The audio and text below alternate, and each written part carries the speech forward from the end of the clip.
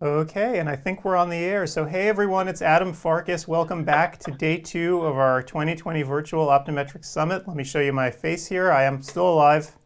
Hey everyone, good to see you. And we're back again for another day of interviews. And I have with me on the line, since I've been isolated here in this little studio, right, for the last 9 days or so.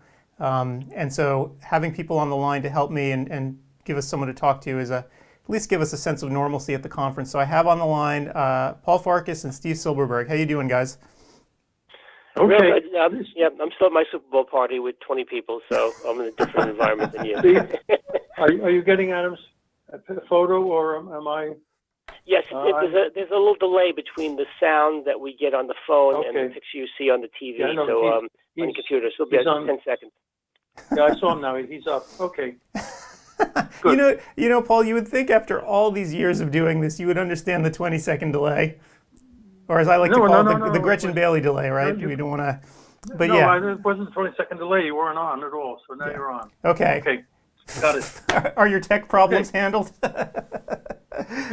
So don't try to read his lips because it's not going to work. Yeah. So he already said it.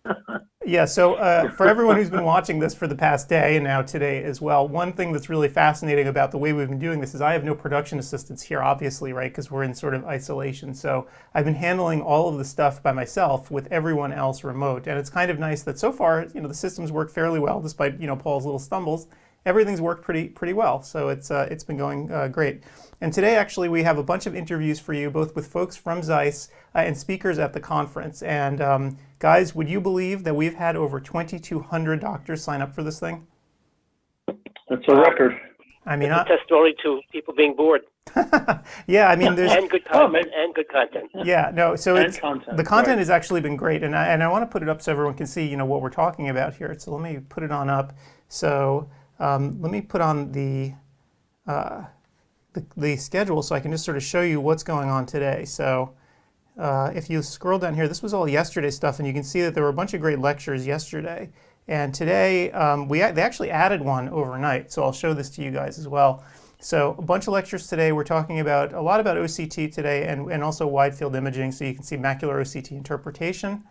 And Dr. Lederer actually gave one of the most popular webinars that's up on ODwire. If you look on the webinar section of the site or even on our YouTube channel, Lederer has an OCT talk that's been there now for several months. It just has endless 1,000 views. I mean, it's incredible. Probably, I would say, the second most popular presentation that we have on there, second only to Dr. Friedberg's old talk from CEwire, again about OCT.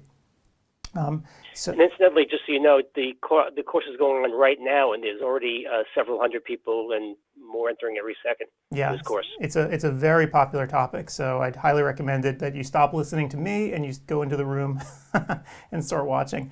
So ultra wide field, and again, this is going to be talking about the Claris, the ultra wide field camera that takes some incredible images.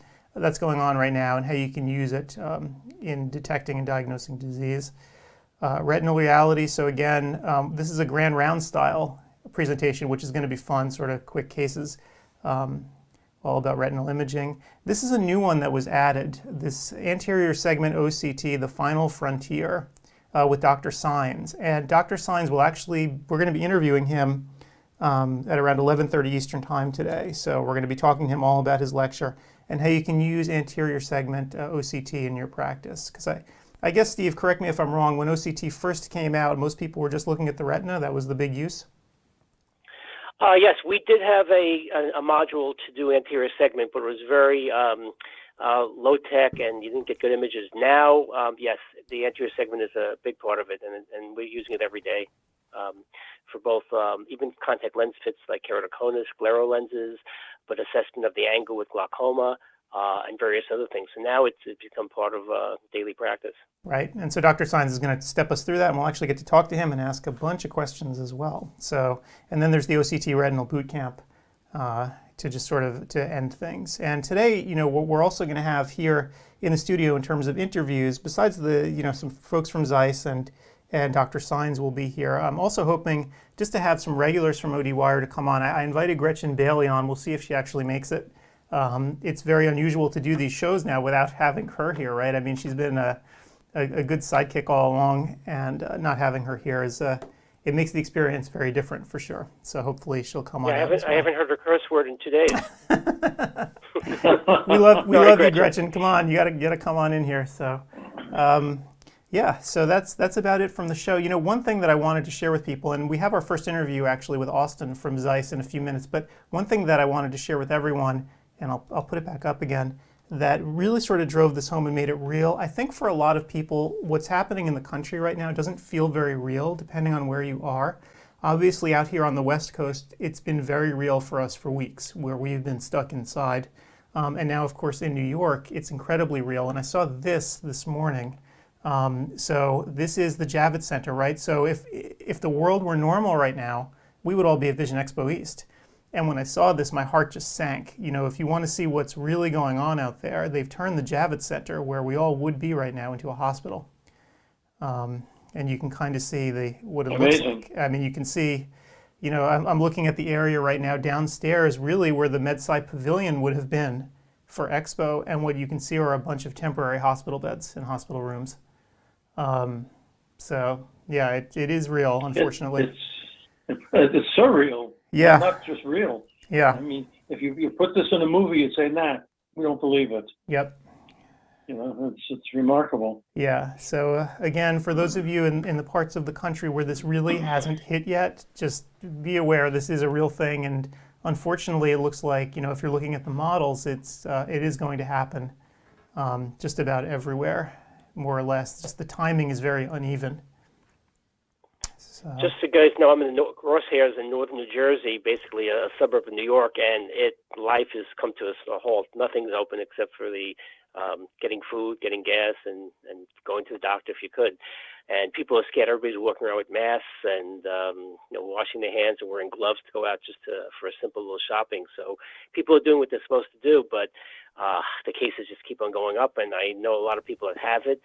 And we know 1 or 2 second-degree people that we know that have died. So this is a rough area here in New York and New Jersey, and it's going up and up and up. So we'll see what happens. Yeah. Yeah. Not easy. Absolutely. And I was wondering when families that are in close quarters would start fighting. So I spoke to my daughter yesterday, and I said, "Any problems with the kids yet?" And she said, "Funny you should ask. I hear some screaming downstairs now." So I'm wondering how many people are getting sick and tired of looking at the same faces. Yeah. Well, I think you adapt with that issues. Yeah, I think the kids, even the young kids, 7, 8 years old, will understand after a while that life's not what it was, and they adapt and they do other things. We've been playing with my grandkids in Florida. We've been playing Monopoly on FaceTime. And they're only 7, 8 years old, and they beat me yesterday. Yeah. So you adapt to do things. Yesterday, went out with bicycles. I felt like I was on vacation in the south of France. Yeah, it's right. No, well, it's the kids were fighting yesterday. Though were college-age kids. Yeah. So because some of these kids are home from college, and until they can get their courses going again, they're bored silly. Yeah. Well, So, it's the funny thing. I'm obviously here with a 10-year-old. And we just have them, usually video games are not something that you want your kids playing constantly, but like rules have been suspended because, at least for my 10-year-old, he's able to talk to his friends online. This is what they do. They play games. And for them, passing the time, shooting each other, playing Fortnite or whatever, fine, because they're actually getting to interact with each other. Because, Reed was actually telling me yesterday, he's sad that he hasn't been able to see his friends, but at the very least, he can virtually see them all the time. So I guess if there's one upside to any of this is that we have the technology to help people out, whereas before the isolation would have just been incredibly mind-numbing. When this ordeal is over, how do you get the kids to get off the screen? One problem at a time. Yeah. One problem. All right. So anyway, right now it's 11 after, and we should have Austin here from Zeiss. Austin, are you there? Hey, Adam, I'm on the line. Perfect. Can you guys hear me? We can hear you perfectly. How's it going, Austin? It's going well. It's it's very rainy in Palo Alto, California, where I'm located. So, suppose it's not a bad day to be sheltered in place. if it were sunny, I would certainly be upset. So, I can't get my normal Saturday round of golfing, but happy to be here. Happy to be on with you guys this morning. Well, thanks for being here. Now, in California, you guys have been sort of locked in for a while now, right? Yeah, it's just about end of week 2, or I guess Saturday. Today's Saturday, so yeah, it's just been about 2 weeks that we've been kind of in this work from home. Really don't go outside for kind of unless it's urgent. So yeah, starting to get adjusted to the new normal, if you will. Right. Well, you've actually been doing a good job. So I've been working with Austin now over the past couple of weeks, and your sanity seems to be intact. So you've really been helpful in trying to pull this entire summit together. So kudos to you. Oh no, thank you. It's it takes a village, but it's been a lot of fun to work with you and the Covalent Career guys for sure. Yep. So what was it like for you actually putting all this together? I know this is the first time that we worked really really closely doing this, even though we've done a conference for the past couple of years. Yeah. So it's so I kind of have an interesting role at Zeiss. I primarily work with our essential line products, so things like auto refractors, lens meters, slit lamps.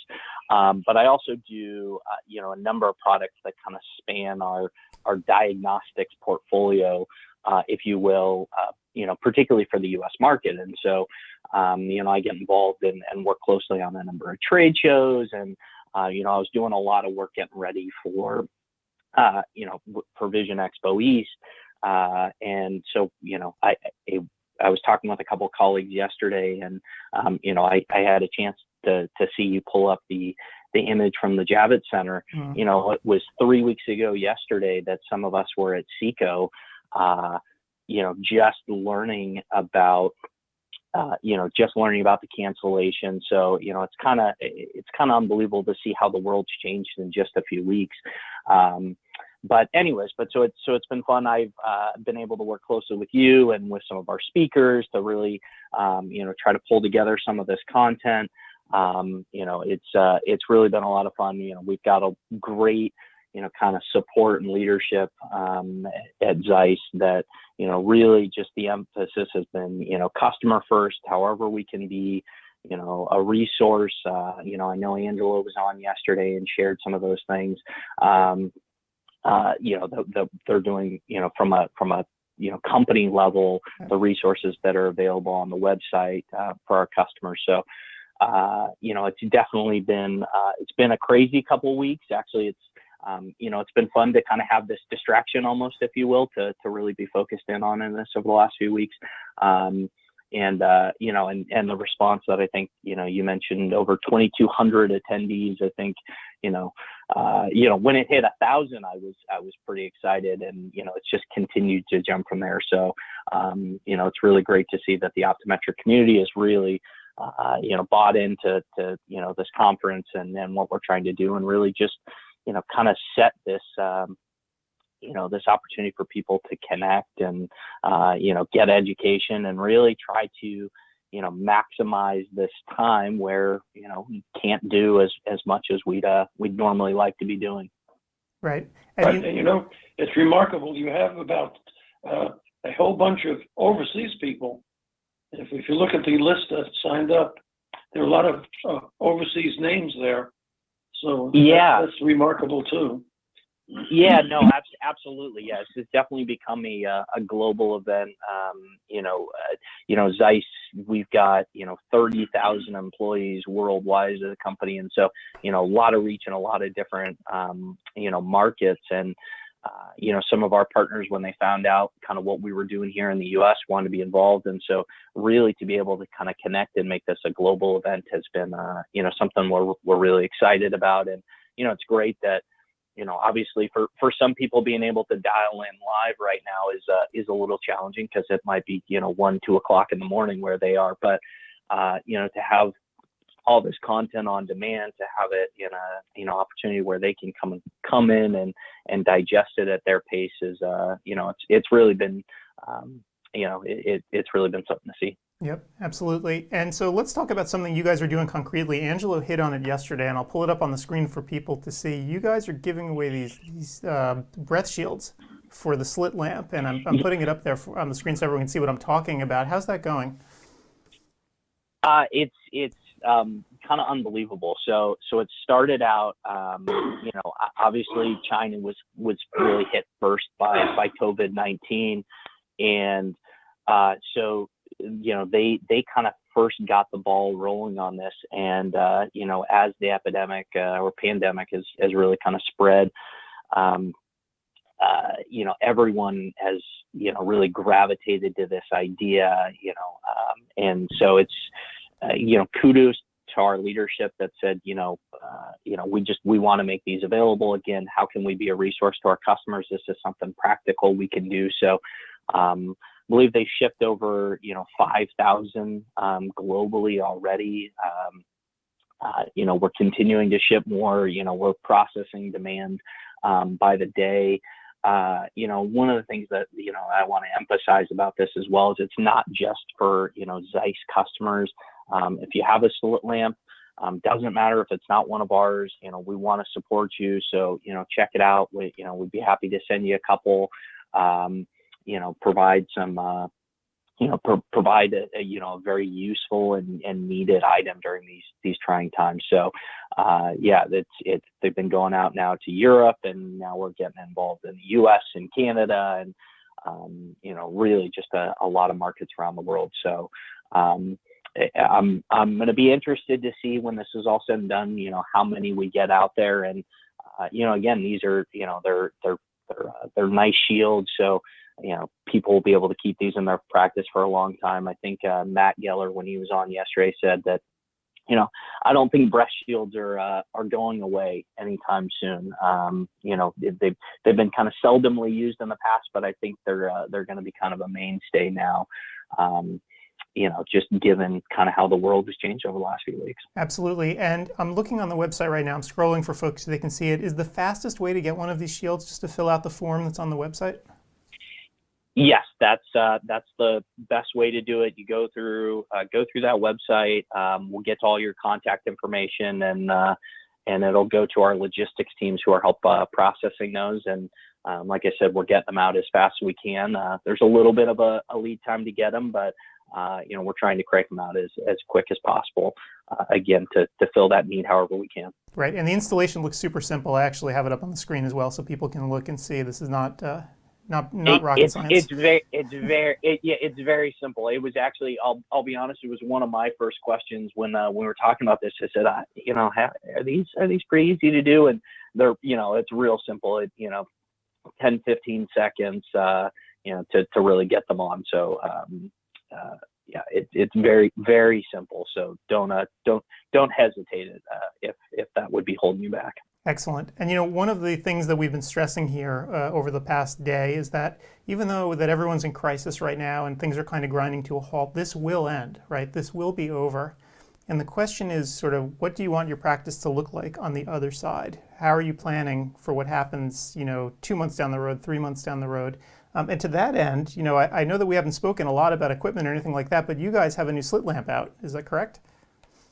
Yeah, we do. So, and you're absolutely right. I know, not a lot of people are in buying mode right now, but I know there are folks that have reached out to us and said, hey, we're going to take this opportunity to, kind of evaluate different technologies that are on the market. And like you said, once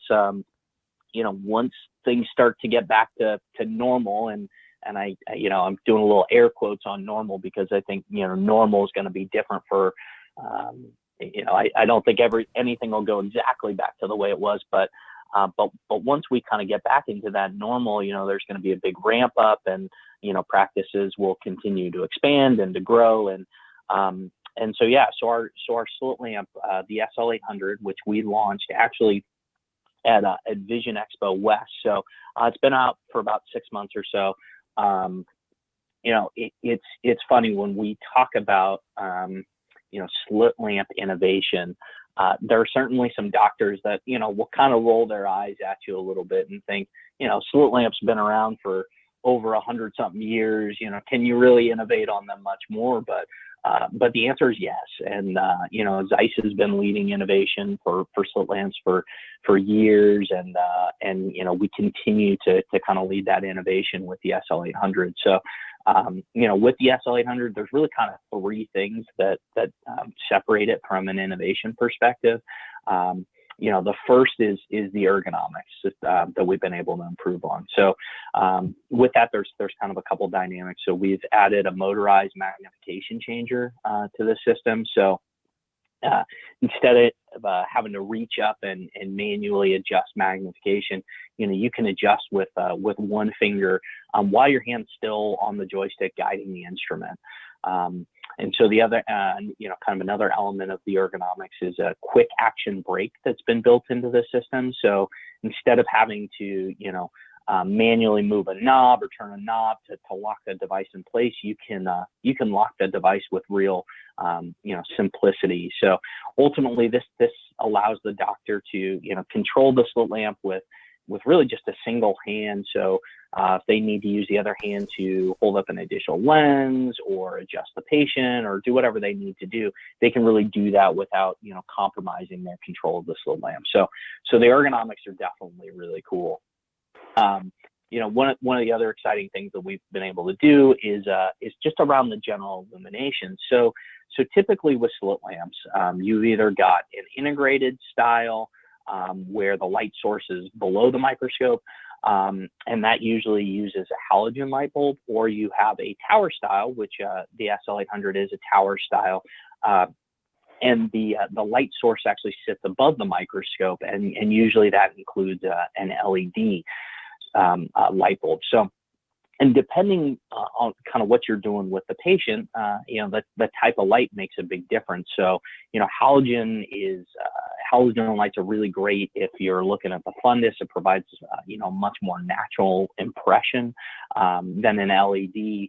But LEDs are great for, anything with the anterior segment. So, with the SL800, which again, tower style, so it has an LED main light source. It also has a halogen filter, so you can really leverage the benefits of halogen if you're doing anything with the fundus, you're doing anything posterior segment related. So very versatile, and really the only slit lamp that kind of has that functionality to be able to switch back and forth between both of those illumination styles. So and really the last but not the least, and it looks like you got it up on the screen right now, I think the thing that Zeiss is known for more than anything else when it comes to our slit lamps, is the optics and the optical quality. So, we've got incredible engineers and physicists who, have just really done a remarkable job with the SL800. The lenses are a little bit larger, so lets in a little more light, and just really allows the doctor to get an incredible view of the patient's eye. So, frankly, my favorite part of doing any demo on the SL800 is when, people get behind the instrument, they drive it for themselves. They kind of have this wow moment where they put their eye, they look into the oculars, they play around with it for a minute, and they take a step back, and it's almost like seeing a light bulb go off, and they're like, wow, the optical quality, they're like, you weren't joking, like the optical quality is unbelievable. So, and even at the highest, magnifications, 40x magnification, you're still getting just incredibly sharp images. And typically, when you get into those higher, magnifications, you start to have some aberrations. You start to lose some of the clarity. With the SL800, you really get, just a crystal image kind of all the way throughout, no matter how high you go. So you don't really have to compromise on that resolution, when you're at that highest magnification. So again, the response we've gotten so far is incredible, and I highly recommend if when people, they haven't had a chance to see it, we'd love to kind of see and watch people experience that wow moment when they look behind the oculars. And as you said, right now it's it's going to be a little while until we can really be on site with a lot of places, kind of doing demos or having people take a look at it. But once we get back into that new normal, certainly happy to show it to anyone and let them kind of experience what it could potentially do for their practice. So. Very neat. And in fact, everybody, if you're at the conference, you should probably go into the conference room with the exhibit hall, right? So we have the exhibit hall here, and I have on the screen so people can see. You just click on where it says Exhibition Hall, and then you can go and actually check out a whole bunch of stuff. A lot of white papers. It's pretty neat stuff. You can actually, and I know it's not the same as obviously being in person and getting to play with the device and getting to have that wow moment. But at the very least, you can learn an awful lot, and do it at your own pace. So if anyone out there is listening, if you haven't been to the exhibit hall yet, please head on in and take a look. Yeah, absolutely. A lot of great resources. We've got folks from our sales team that are online, and if any questions that they can answer, they're happy to help support and again provide any resources that we can to provide education or do whatever we can to support the optometric community during this time. Great. All right. Well, Austin, thank you so much for doing this, and thank you for being here. And I guess we have Dr. Saenz coming up momentarily, so we better let you go. But hopefully, you'll be around for the rest of the conference. Are you going to stick around and watch some lectures? Yes, I've been online. It's frankly just getting back and forth. I love listening to you and your dad and Steve talking. That's always a joy for me to listen in on the live stream. So I'll be listening to you guys and listen to some of the other interviews, and certainly checking out the lectures. I know that Dr. Letter talk is going on right now, so I'll probably be hopping over into that in a minute. And but I'll be online and excited to continue to watch the traffic go throughout the day. But awesome. But thanks again for having me on, and good luck with the rest of the live stream. All right, thanks, Austin. Catch you later. Bye, Austin. All righty. Well, that was fun. I learned a lot. How about you guys? It certainly did. Too bad why have another company is because we bought it a few years ago, and unlike slit-lamps are like for Optus, they last forever. But if we upgrade, certainly Zeiss will be number one on our list to try. A couple of questions that come across in the chat room where people are questioning things that you might pass on. They're asking whether this is the only day it's being held, and I believe we're going to be on demand for at least 30 days. Am I correct, Adam? Yeah, it's going to be at least 30 days. I'm going to talk to the folks at Zeiss about it as well. I mean, if I had my way, we'll keep it going longer for folks so you'll have time to actually watch, because I have a feeling none of us are going anywhere for at least 60 days. That's just my feeling. People want to know that. And I'll reemphasize, no, there's no COPE credits because it's company sponsored. The content is still just as good as COPE courses, in my opinion. Those are the two areas that people wanted to have covered. So yes, you can watch it after the conference is live and over, but no COPE credits are there. Let me. One question I wanted to ask Austin, but I was on mute, so I could not. So for those people attending that are in a buying frame of mind, is Zeiss in a selling frame of mind? Yes, the answer is yes. Is it like Vision Expo East? Yes. They're looking for buyers and there are deals. 100%. So the answer there is yes. 100% yes. They're extending the Vision Expo East deals and bundle packages to folks here, right? Because obviously they missed out on Expo, so that's all being extended to folks here. So yes, go into the exhibit hall. You can talk immediately via text chat to the sales staff. They're definitely in there. And they're ready to make deals. Again, they know that for this particular summit, that's not really the emphasis, but the answer is yes. If you're in a buying frame of mind, they are there for you. So, go on ahead. But Steve made a good point. I didn't actually run through the slides yet here, and Dr. Saenz hasn't called in yet. So we have a couple seconds then to sort of go over this. So what's happening here at the conference today? Again, we have all these lectures. We've been over what the topics are. The exhibit hall with white papers and other educational content. Again, you can text chat with other attendees as well as with the speakers at the conference. And again, we're going to be doing live stream interviews here today. As Steve mentioned, though, there are no COPE credits for this particular lecture. And so if you need COPE credits, we always recommend CEwire is still running and will be through October 1st. But importantly, you can get live at the same as in-person CE credits going to CEwire on April 25 and 26. So visit CEwire2020.com and you can get all the details about what's going on. And this has to do with Arbo changing the rules, temporarily changing the rules because of all the in-person conferences being canceled. So that's that. And let me actually kill this now because I think I see Dr. Sines on the line. So Bobby, are you there? I'm here. Perfect. How's it going today? It's going great. Excellent. The weather is here in San Antonio. Excellent. Are you under any sort of isolation orders down there in Texas, or what's going on there?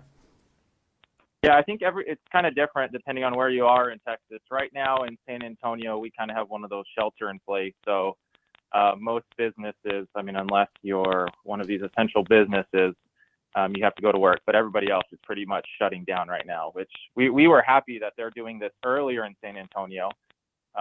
We have the heat down here, so we're hoping that maybe helps a little bit with this virus. But at least from what we've seen, talking with our colleagues, our practice here in San Antonio, it's basically a referral center. We do a lot of LASIK and cataract surgery. And hearing just the experience from other surgeons in South Korea, China, and even in Italy, just the shutting down everything earlier on seemed to help them tremendously. So we're really excited about that. Absolutely. Well, let's talk about something a little more fun, at least. You're doing a lecture today on anterior segment OCT, and I was talking to Dr. Silberberg about this, about how in ye olden days, right, OCTs first weren't really used for this, but now the modules have become so good, people are using it more and more for anterior segment. So you want to just tell us a little bit about what's going on in your lecture? Yeah.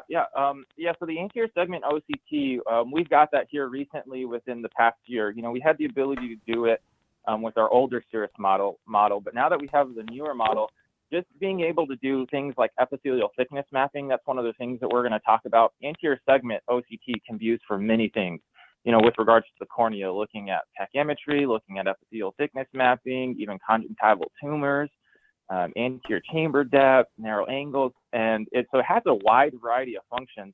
But I felt like there was a lot of question marks, like with regards to anterior segment OCT, like how do I use it in my practice and what patient do I use it for?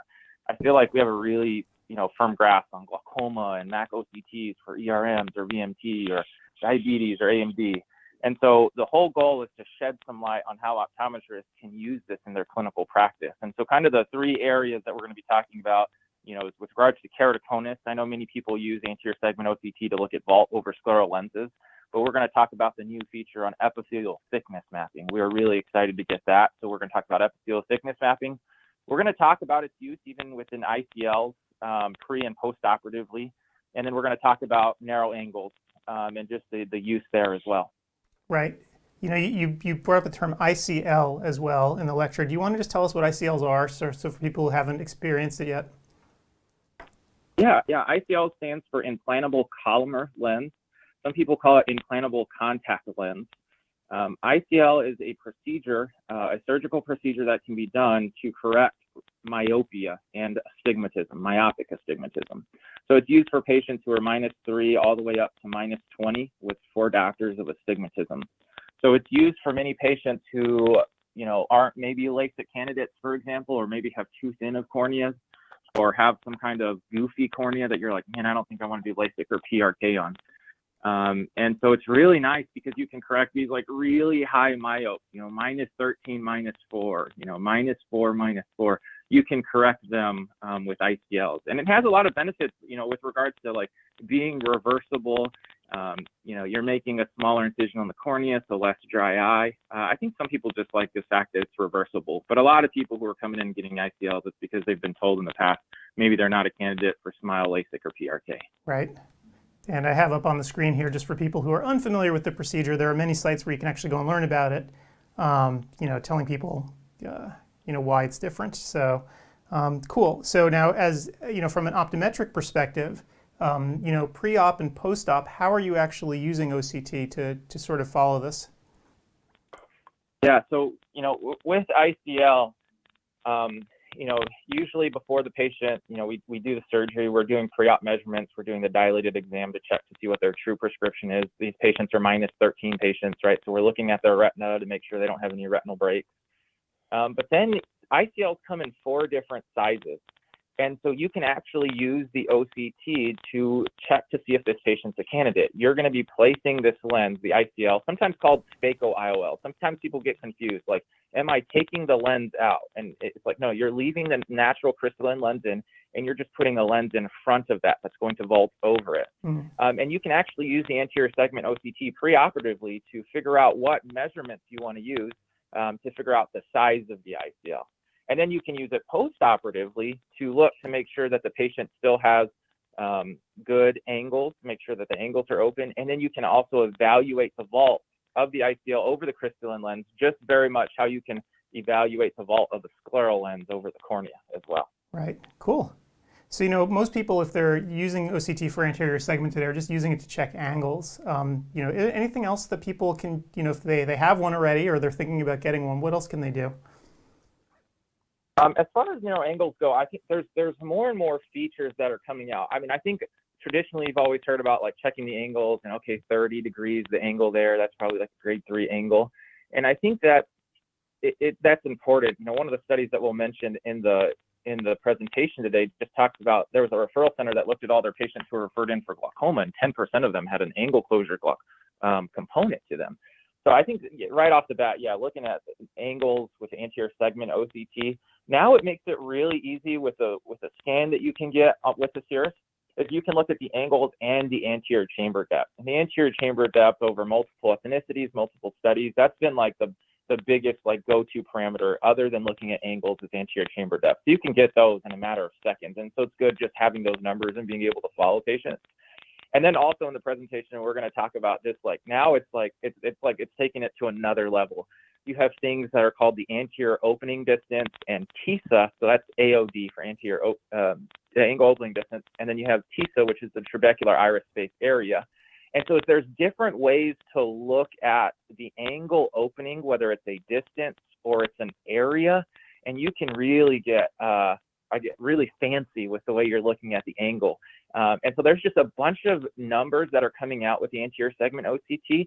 And now it's going to be really up to us, because these are kind of newer measurements, to us to put them together to kind of see, okay, well, which patients are at risk for angle closure? Because I think the scariest thing about angle closure is that like 65 to 75% of these patients are asymptomatic. And so, they're not going to be coming in with the symptoms that we know with a mid-dilated pupil, a red eye, painful eye, like headache over the eye. And so, it's up to us optometrists to essentially catch this and send these patients either for an LPI or cataract surgery, whichever is indicated for that patient. Right. Bobby, I have Zeiss OCT in my office with the anterior segment module, and we use it all the time. And you're correct. I'm fairly good at gonioscopy, but this gives another layer of viewing. And we've sent quite a few patients out that they wouldn't send out for a PI, et cetera. And I could just emphasize what you just said as a clinical practitioner in a regular group practice. Yeah, I think it's one of the things, like, even you can, compare it to like dry eye. Like dry eye, it's great to be able to know what to look for with your like meibomian gland expression and fluorescein and sodium. And but if you had a test like non-invasive tear breakup times, it just makes things easier. So like in the talk I mentioned, like gonioscopy is still like really, really important. But it just gives those practitioners who maybe aren't as comfortable with gonioscopy, or maybe you have a patient who's like looking around and you're telling them look straight and they're looking left, so then you tell them to look right, so they'll look straight and they look up, right? This gives us the opportunity for those patients to get an idea of what their angles look like and being able to follow them too. Because even if you're really good at gonioscopy and maybe you grade this angle at a 2 to 3, when they come back next year, being able to be like, okay, what did I grade them last time? It just gives you an objective way to follow angles over time. It's also good in terms of patient communication. When you're doing gonioscopy, you're doing it and you're obviously observing, but with this, you can show the patient, hey, you have this is what the normal angle looks like, so this is why you have to go out for either, like you said, cataract surgery or a laser PI. So it's good for that reason also. Yep. That's a great picture. Pictures are real important. Yeah, and by the way, just up on the screen right now, I'm showing everyone the Cirrus 6000. Just for those who haven't experienced it yet, if you want to head on into the exhibit hall as well, you can get some good footage of what this device is like. And I actually have, I was introduced to the machine back at Expo last year for the first time, and I was stunned by how quickly it works. I don't know if you guys have experience of it yet, and how quickly it does work. Yeah, I mean, when you're taking the, like, compared to the, you have to put the lens on, but once you put the lens on, it's really quick. And really, I think the biggest thing in all of this is like how easy is it for your technicians? We call them navigators at our clinic, but how easy is it for them to use? I mean, if they're going to have to go through and it's going to be a difficult process, you're just not going to be able to streamline it. In our clinic, it's a very simple process with regards to measuring these angles, looking at anterior chamber depth, using the instrument, and so it's quite nice to use.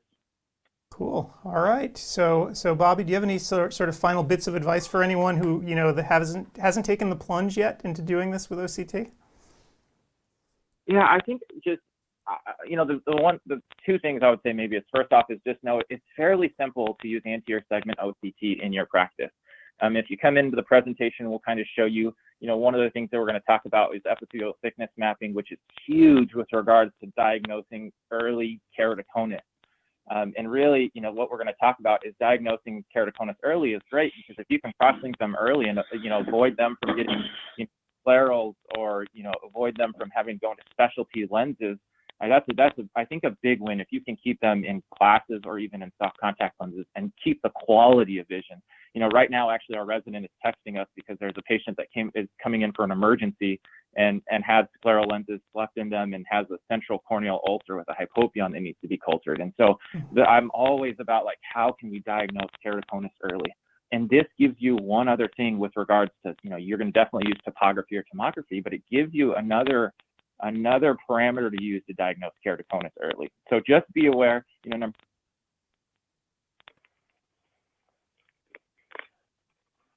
maybe you're thinking about doing some ICL post-ops as well. Maybe you're looking at corneal thickness too. You can use calipers to measure the depth of a scar. Or scleral lenses is another one too as well. I mean, there's just so many features, and we'll talk more about it in the presentation, but hopefully talking through my experience and shedding some light will open some doors for other doctors to realize how easy it is for them to implement in their practice. All right, awesome. Well, I will urge everyone to go on into your talk then and stop listening to us here. Stop listening to our babble. Go get real education. So Bobby, thanks so much for being here today. Yeah, thanks for having me. I hope y'all are staying safe. Yep, you too. Bye. Bye. All right. So anterior segment OCT. So Steve, it sounds like you're down with the program. Oh, yes, but the problem is that technology changes so rapidly. We bought a 5000, which is a great unit, which has anterior segment capability, but it's not as good as a 6000. We bought it about a year and a half ago. Right. So I'm sure Zeiss has some program where people can upgrade from old units to new units for a more limited cost. So that's the problem with all this technology, is that it comes out so quickly every year. Last year's model is last year's model, and it's hard to decide when to pull the trigger for your first model and then when to upgrade. But this is a perfect example where Zeiss, if you're working with the same company, probably has a program, I won't speak for them, to upgrade your equipment for a more limited cost than buying a new one. Yeah, and again, with technology. Yes, Steve, do you actually, you said purchase. Do you purchase or do you lease? I've never purchased something. I always lease it, but when you're leasing it, I lease $1 buyback, 5-year payment. So it's called a capital lease. So effectively, you're buying the instrument, and you actually have to send the leasing company $1 at the end of it. So you're buying it. Nowadays, the interest rate it's got to be close to nothing. So your payments are, if you buy something for $50,000 over 5 years, you do it by 60 months, and pretty much that's your payment. So you're able to do all the depreciation that you normally would do. There's something called the 179 election I'll speak quickly about, where if you buy an instrument that's $40,000, you can take $40,000 off your salary this year, what you take from your practice, or you can decide to do it over several years. Now, this is a perfect example. This year, it might be a down year for practitioners because of being out of work for a couple of months. They might decide to extend the depreciation. So yes, I do lease it through a leasing company, but effectively it's buying it. It's called a capital lease because it's only $1 buyback at the end. That's just not for optometry. That's for any piece of equipment. So after 5 years, you own it. Do you then do you practice then sell it and buy and start a new lease somewhere, or do you sell it back to the leasing company? How does that work? You have the option of doing several things. One, let's say it's a visual field tester and the technology has not changed. Well, now you reap the benefits of having it for free and doing the test. If it's something like an OCT or a wide field imaging system like the old Optos, that you might want to give back and get a new piece of technology. So I think it depends on the instrument and whether it's been enhanced in that 5-year period of time. So you have the choice of whether to buy a new one, upgrade, or keep it and reap the benefits. And each practitioner is different. Some people have old Optoses, Optos 1, or let's say they buy a Zeiss wide field camera from 2 years ago. They might want to upgrade, or it's still functional, it's still doing the work. It's not like it was in the old days where it was phoropters and slit lamps and they would last for 25, 30 years. They last, but things change. And sometimes the actual warranties are so expensive, it might pay to just get a new one at that point in time. Usually the first year or two is covered by the company, so you have that benefit. It's always a difficult. I always try to get the best equipment in the quickest time, but as technology has increased over the last decade, especially, that became more difficult and economically unfeasible. If you have a large group practice with 7 offices, yes, you can do that. If you have a group practice like I had, it's hard to keep on upgrading to the latest thing. But the 5000 is a good instrument, but I can see the 6000. These toys are more fun toys to play with. Well, the thing also is that people need to just, it's like anything with tech. You can't wait forever, right? You have to eventually take the plunge. You know that when you buy something, right, there's going to be something faster next year. It just is the way it is. And I think that you just have to do it. One other interesting analogy that I heard someone in industry made before, they're like, the old days of buying an instrument the last 50 years is over. When you buy something now, you have to think of it almost as if you're leasing a German car, because that's really what it's like, right? You're leasing a BMW. It's this very high-tech thing that's going to be fantastic, and you can't think about it in terms of this is going to be in my office until I die. It'll be here for a while, it'll do its job well, and then whatever is the newest thing 5 years down the road, you're going to go with that. And it really doesn't change your cash flow, because assuming you're going to pay about the same price for the new instrument because the old instrument is now cheap, you're going to wind up paying the same thing every month. And when you do the calculation, if you're a doctor, an OD doing well, probably the first 2 years of the lease payments are being offset by the tax savings alone. So really, you're paying for 3 of the 5 years with your real money. The other is saving taxes. Right, and of course, and Steve, there's an efficiency argument too. When I tried the new Cirrus, right, when I tried the 6000 at Expo, I mean, it was brain dead simple to use. You can see it up on the screen. It's got a touch interface, and there's an efficiency argument here too that you can make, certainly for the newer OCTs over the very old ones. Absolutely. Even the staff appreciates it. Let's say, I'll give you the perfect example. Let's say you want to take an image of an OCT scan of the retina, and it's not in the macular area and it's not in the nerve. In the old days, to get the patient to move to the correct place for you to scan that image was impossible. Now, the new instruments just go there. You press the button, and that's where they're going to scan. So, I mean, the amount of time saved and the quality images are far more superior now because of that. Yep. So I would advise anyone, if you're looking and you're running a modern practice, this is something you should definitely look into. And, again, Zeiss is running specials here at the show that are same as at Expo. And if you go into the exhibit hall, you can check them out as well. And they have bundle packages as well on their instruments. So highly recommend it. Go on in there if you're in a buying mood. So there's the exhibit hall up on the screen right now so people can see it. And even if you're able to upgrade.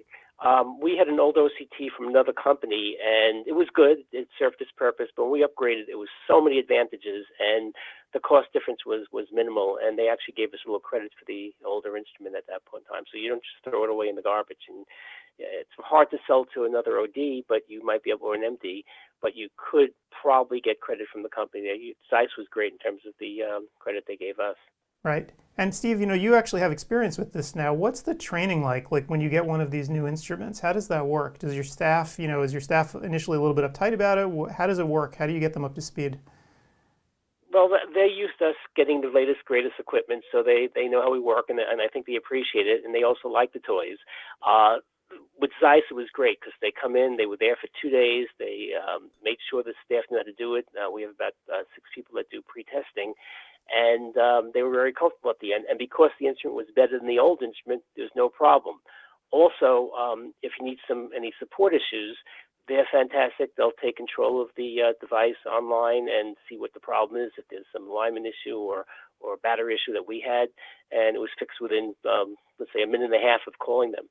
So the staff knows that the more advanced the instrument is, the easier it is to work rather than the more complex, and I think they appreciate it.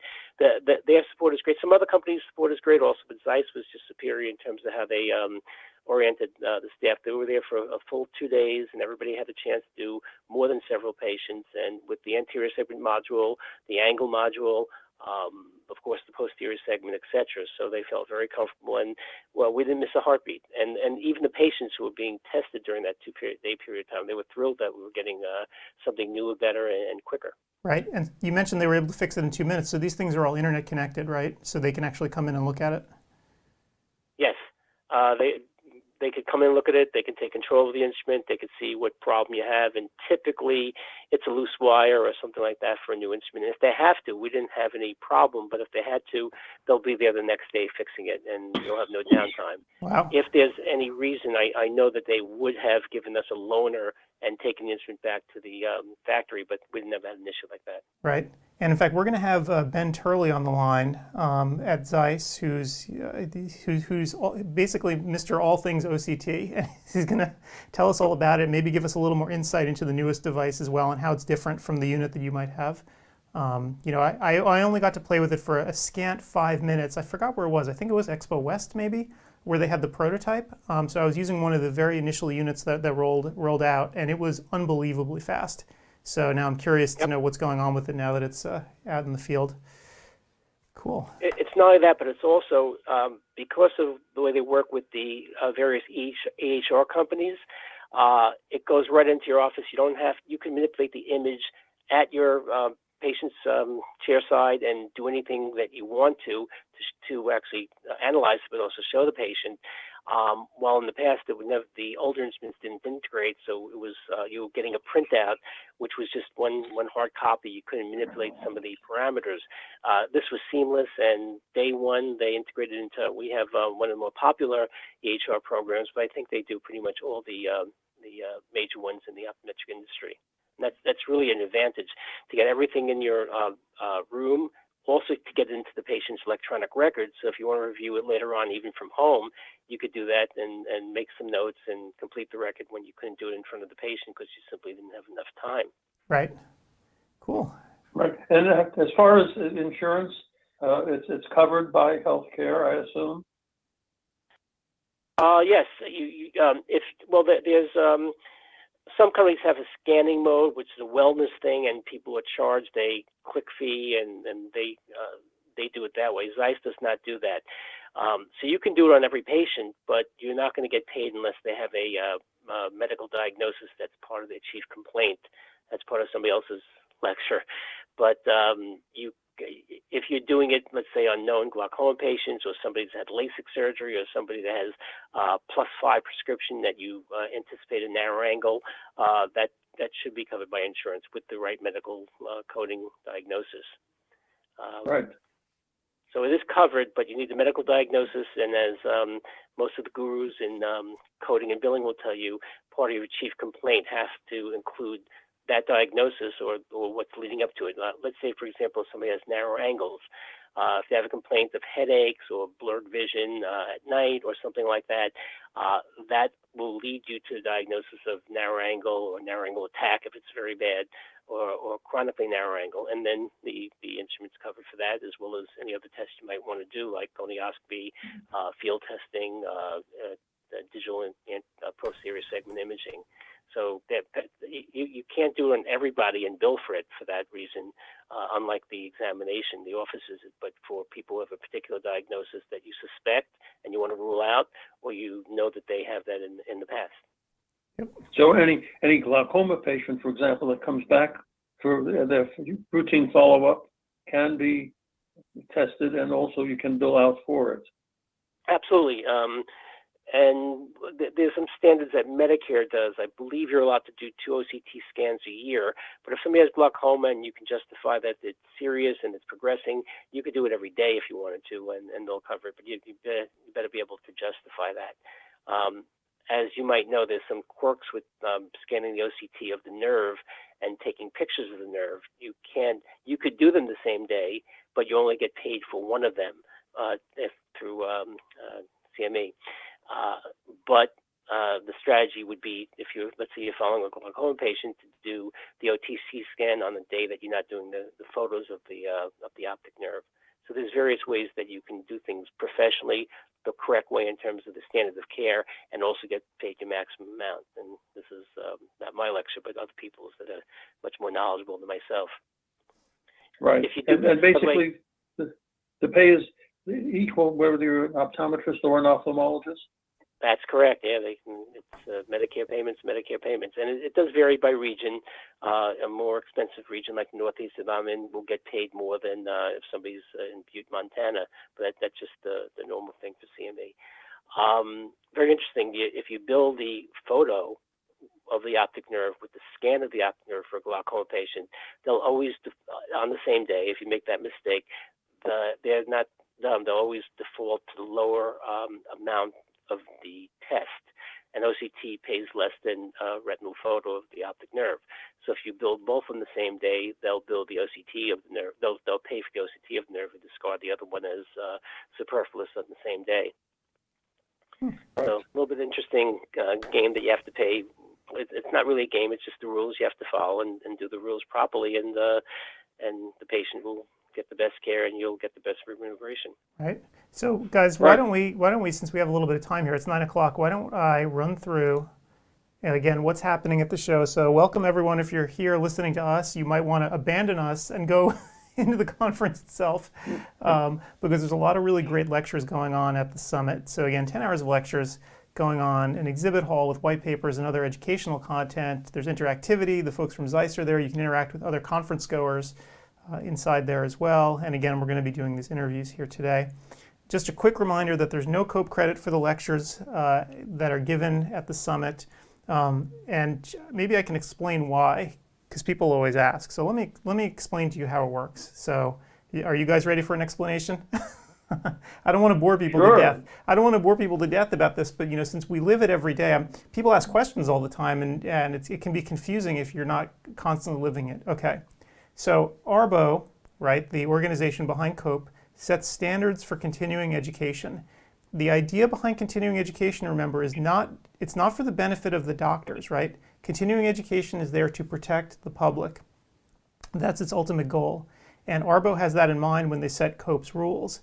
And they have a very strict set of criteria that they use when qualifying lecturers for CE credit. And COPE typically will not ever allow lectures to be given in a setting as this one, which is a very commercial setting, right? This is a conference basically sponsored by one organization. And if you approach ARBO with this saying, hey, I'd like to have a conference that's going to be solely supported by one organization, they'll say, great, but you can't really get COPE credit for these things unless you go through a circuitous process of having an unrestricted grant, because they want to keep the commercial side of the business away from the education side completely. They don't want undue influence, right? So at conferences like this that are basically driven by one sponsor, you can't really have COPE-approved education easily. It's very challenging. Now that's very different from something like Vision Expo, right, where you have vendors on one side, right, in the exhibit hall, and then lectures that are uninfluenced by the vendors on the other side of the building, where speakers come, create their own content, and give you their talks. All of those talks are run through this organization, right, ARBO, and COPE, which is the committee that handles continuing education. They look at each of these lectures and vet them to make sure that there's no undue bias in them. And so it's a process that you submit your lectures into COPE, they look at them and they either bless them and say this is approved, or they throw it back in your face and say this is not approved for the following reasons. And they have a litany of things that you can and cannot do. So it's an entire process that you have to go through to actually get lectures approved. At today's conference, none of these lectures are COPE approved. They haven't gone through the process, they don't have an ID number, and you cannot get credit for them. So at a conference like CEwire 2020, it's completely the opposite. When we work with speakers there, they give me and Steve and Paul the material. We submit it to COPE and go through the process. We actually handle that for the speakers to take their lectures through and make sure that they're all valid for real CE. And they each get assigned a number from COPE, an ID number.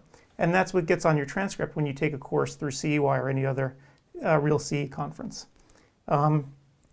One interesting thing that's happened because of coronavirus, COPE came back and said temporarily, we're going to give you live in-person CE credit for courses that you take on the internet. So for instance, the 60 courses that are at CEwire, I can pull them up here just to show you, to give you a sense. These, you see numbers right here, these COPE numbers, right? Those are actually the online COPE numbers that we have on our website right now. But what COPE is saying is that over a 2-day period for us in April, when the speakers are back live, giving these talks again live online, the numbers that we're going to be able to put on your transcript are actually live in-person CE numbers, not internet numbers, right? So this is an unusual thing where on your transcript, we're going to be able to put down live in-person CE COPE numbers on your transcript. So that is a temporary thing, and COPE has only extended that through May 31st. So we're going to take full advantage of it at CEwire since so many people need CE credits with all the cancellations of the in-person conferences. So if you register for CEwire, show up on April 25 and 26, take as many live classes as you can, you're going to get live credit for these. So was I clear? Did that clarify anything? Yeah, well, one thing that, go ahead, Steve. No, the chat room I just was in back and forth, and that's the most commonly asked question, are these COPE approved? And I directed them to what you just said, Adam, and the fact that it's not and the reason why. So more than asking about equipment, they're asking about credits, and so the chat room is necessary for that. So yes, please, anybody listening, there's no COPE credits, as Adam said, but there will be in some of the things that we're endeavoring to do. Yep. Well, now, and also, if we gave a test on for people to know what ARBO stands for and what COPE stands for, I wonder how many could pass the test. So for those of you that don't know what ARBO stands for, it's the Association of Regulatory Boards of Optometry. Each state board is a member of ARBO, and ARBO gives guidance. However, it's your state board that makes the final decision what they want to do in your particular state. So that's important to know, that you really have to check with your state. Some are giving the impression at this moment, I'm thinking in terms of what's the newest one that came up. I forgot the state. However, they didn't say anything about a speaker having to be on site when they take the course. So they're giving the impression that all you have to do is go and take the course, and you're going to get immediate credit, even if there's no speaker there. Yeah. So Okay, that's important to know. Yep. Here's you on the spot. What does COPE stand for? COPE stands for, ready? Council on Optometric Practice. And they work with ARBO. So right. Lucky for me, I have this written in front of me.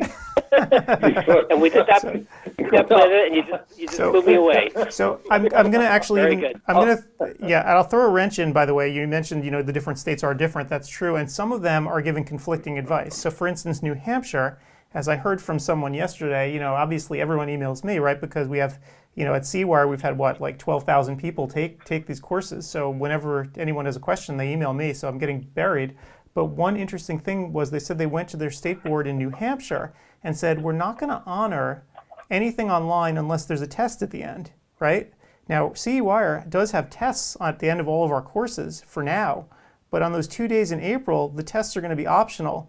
So what's actually happened in the case of New Hampshire is you could come right now and take your 60 credits watching the on-demand lectures on CE Wire because there's a test at the end. But if you try to actually take it over those 2 days in April, then they're not going to honor it because there's no test. So it's backwards from everybody else. So it's like each state has these own peculiarities about them, and I'm kind of wondering if this is all going to shake itself out over the next few weeks where the states will finally start to coordinate a little bit because it's driving CE providers like us crazy. Well, I think the biggest test of all will be the toughest board in the United States is Florida. Yep. And the meeting that Florida is having on the 5th. Yeah. They're going to come up with some unusual requests, I'm sure. Yeah, Florida is going to have a real problem, right? Because it's such a populous state. For those who don't know, Florida doesn't really allow any internet CE or very minimal, like maybe 1 credit or 2 credits per license cycle, which is insane. And it's only in practice management, by the way. Yeah. So, and just to let everyone know, on the medical side in Florida, if you have a medical license there, you can do 100% of your CE online. It's just optometry that is sort of resisting putting the stuff online. So they're going to be in a huge pickle, though, because Florida is obviously a large state. They're going to have problems with this virus. You know, I don't think they've had a huge hit yet, but I can only imagine it's coming soon. People are not going to want to travel, and they're going to want to at least do some of their CE online. So I would be shocked if the board didn't say, you know what, you could at least do half of your credits online, but we'll see. Yep. In fact, right now, as you know, my daughter lives in South Florida. The biggest populous area is having a problem. Broward County, Palm Beach County, and Miami County are increasing rapidly at this point in time. It's becoming a new hotspot. So the population is. Fort Lauderdale is there, and every day there are several thousand people coming off cruise ships. Right. As I had one friend that was on a 1-month cruise in South America. They cut the cruise short by 3 days to try to get in, figuring Florida would have some sort of law to prevent anyone going out. And they got off the boat. And I asked Marvin, did you have any kind of check for fever or anything else? And his answer was no. There was no check of the 3,000 passengers coming off the boat and crew. No one checked, and he got on a plane to go back to Cincinnati, and there was no check on the before boarding the plane. So you can imagine what sort of viruses there are coming off the boats. Wow. I'll be looking at Ohio in a few days then. And it'll be in next week or two. It'll be in Ohio for sure. Wow. So. Yeah. So anyway, so to circle back, so that's why there's no co-credit here today for the stuff at the summit. But if you need some, obviously CE Wire still has some, so go there. And I'd like to say a big thank you as well to the folks at Zeiss who sponsored the summit today, and they pulled everything together in record time. We spoke with Austin about it. He was one of the guys behind it. So thank you to Zeiss for doing this. Couldn't have done it without you. Amazing the speed with which it was all put together. Perhaps there are some advantages to being trapped at home. Can't escape from your work, I guess, when you're working on this. I'd also like to thank Covalent Careers. So if you've never been to their website, so Covalent Careers is like the job site in eye care. If you need to find a position or if you're looking for an OD and you want to hire, this is the site to go to. They specialize in it. They're experts at it. But what most people don't realize about Covalent possibly is that they're not just a job site. They also publish a lot of novel content, right? They publish papers and things. And one of the things they have now too is they have live data of coronavirus and the impact on practices pulling from the GPN Edge software. So you can actually see, this is a chart that I don't think anyone wants to see, of the number of exams by week. And it's, plummeting, falling through the floor, starting in March, so you can sort of see. But anyway, this is a great site to go to, covalentcareers.com, if you want to catch up on what's going on. And also, the Covalent guys are keeping up on the rescue package that is going through Congress. And this is going to be critical, obviously, if you want to, access to funds. You might want to keep up with their site and read what they're saying, since they seem to know a lot more than most people about what to do. And again, because they specialize in eye care practices, they know exactly what you're going through, and they can help guide you. So with Covalent, do you have to? Is there any charge for this, or are they doing this as a public service? Public service. You just show up at their website. You can see all this. Now, Covalent's business model, obviously, they make money with job placements and stuff. But I think for most people right now, that's not at the top of their mind, right? It's survival mode, and so this is all free. You can just go to their site and look at all of it without paying for anything. I could even emphasize that the information they provided yesterday as far as what rapid decisions ODs have to make about whether to lay off the staff or whether to keep them on and get the loan benefits, they outlined it very, very nicely, very simply, and people are going to make decisions this next week or so what to do. They have to do it by April 1st. So really scary. Just to give broad strokes, I'm not an expert by all means, but you have the choice of laying off your staff, of course, or keeping them on, and there's some numerical calculations to make, but some practices might choose the latter, some might choose the former. But go to Covalent and they'll explain how you can make the best decision. Yep, absolutely. Right. So, great. So I think what we're going to do then for the moment is we might take a little break here, a little bio break. At 9:30, we have Robert Spirito from Zeiss. So he's actually the head of product marketing for Carl Zeiss Vision. So one thing that's interesting about this conference too, and I don't think people realize it, is that it's not just Zeiss Meditech, right? The company that makes all the devices, right? Their other division, Zeiss Vision, is here. So I know a lot of folks use Zeiss's lenses and so forth, and so we're going to have their head of product marketing here as well, which is going to be cool. This is different from the conferences we've done with them from the past, where Vision was a very small part of it, or a minor role. They took a more active role this time, so it's going to be great to speak with him at 9:30 Pacific time. So right now it's about 9:10. I think what we'll do is we'll take a break. And what do you think about showing the Contact Lens Museum movie? Oh, I love it. If somebody hasn't seen it, it's great. Yeah, so for those who haven't seen it, a couple of months ago, right around the time of CE Wire, when Gretchen Bailey was out here with us in Oregon, Paul, myself, and Gretchen took a trip to the new Contact Lens Museum in Forest Grove, Oregon. So the two founders of the museum. Yep. It's Pacific University. Yep, so it's just outside of Pacific University. It's hilarious, yeah. So the museum itself is literally just outside. It's across the street from Pacific. It's in a strip mall, and you walk up to it, you're like, this is a museum, and then you get inside, and it's like, whoa, yeah, this is a museum.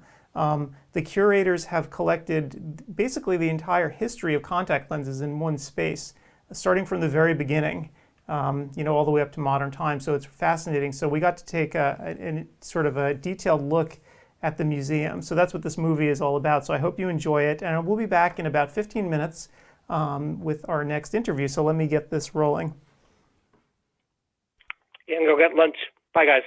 See you later. Pat, would you tell us how you came about this idea? What prompted you and Craig to start a collection? Well, like most collections, you start collecting things one at a time, and then one day you wake up and you find you've got a museum sitting in your home, in closets, garages, and we found ourselves in that situation, and then decided that we were just going to open up a contact lens museum.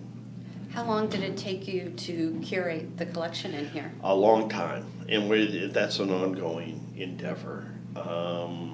Trying to do something of this magnitude while you're working full time and everything else, got full curriculum, and back there it's been very busy, but as you can see, it's just such a joy. It just brings so many smiles to so many faces when you bring older practitioners through here, because another relic in. Yeah, right, really, it's so true. Why don't you involve me? I have to get a few more years. Yeah, that's right. We'll put you in the chair. There you go. That won't be creepy at all. No, it won't be creepy at all.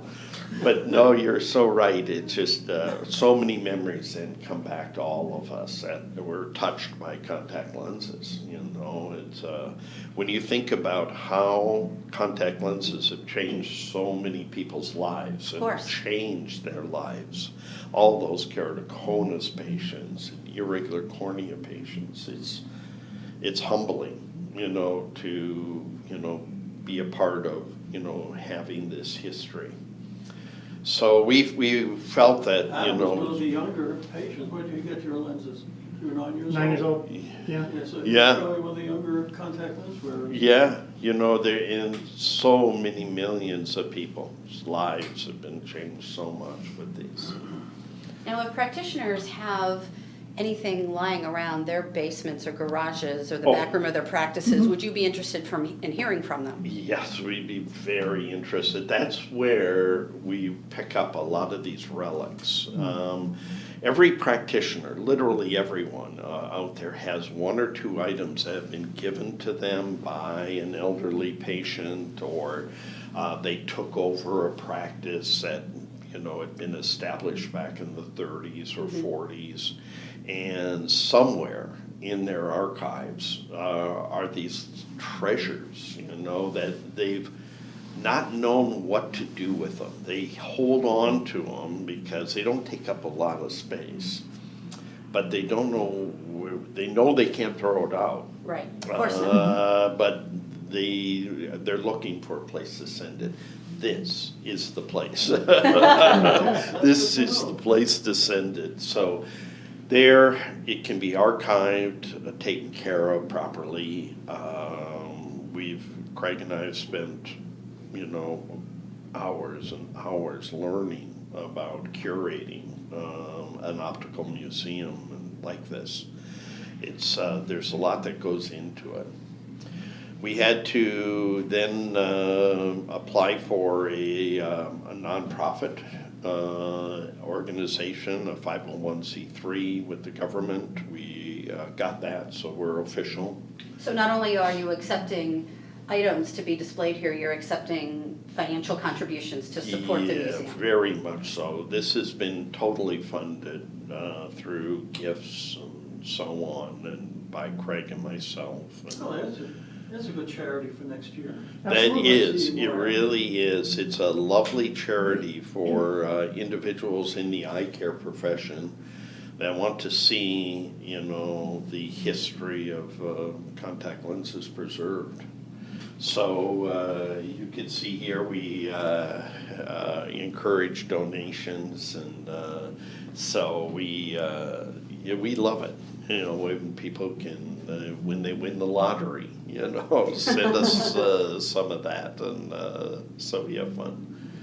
But it's we get, believe it or not, our biggest support from patients. So they feel this incredible emotional, tie to these lenses. Sure. Now this is actually just part of the collection. A lot of it still is in storage right now. We need a bigger facility. When we opened this up in July, we opened it up with the knowledge that we've already outgrown it. It's a good problem to have. Good problem to have. And so we're just going to keep raising, funds as best we can, and hope to move into a bigger facility as time goes on. And then this is, like I said, part of the collection. The other collection I'm going to show you is the collection of antique glasses, spectacle lenses, probably one of the finest in North America right now, and that's across the street at the school. This has been just a passion for Craig and I, this collecting. And fortunately, we have wives that understand the insanity, because that's what it is. It's insane to be doing this. But Craig and I have been blessed so much, like you have, like we all have, by the eye care industry. That very much so. Yeah, that it's just been a humbling experience to be a part of it. So this is our payback, or this is our legacy that we'll leave. So. And it's a beautiful one. It's a start. It's a beautiful, beautiful, beautiful start, and so we're real happy, very, very happy with it all. Excellent. So many, many years ago, as you can imagine, it's really myself and Craig Norman who kind of put this all together. The story begins over here. I'll sort of walk you through. this is kind of the evolution of contact lenses. All of these lenses here are made of glass.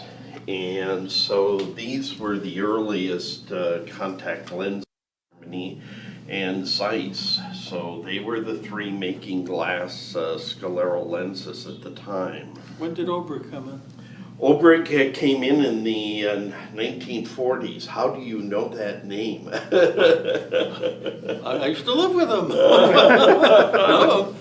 Oh my. I was just reading a book this morning, his textbook from 1945 on contact lenses. It's really one of the earliest. Yeah. And that is, what a coincidence. Oh, yeah. So all of Are these companies related? It's no, Muller Sohn they were and Muller different- Welt? No, they were different families. Okay. Yeah, they had no relation. And so these, like I said, it's the largest collection of glass contact lenses in the world.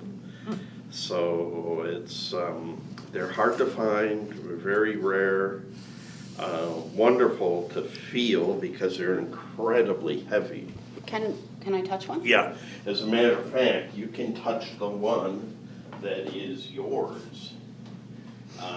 We wanted, Craig and I wanted you to have this. This is a glass Really? scleral lens. Wow.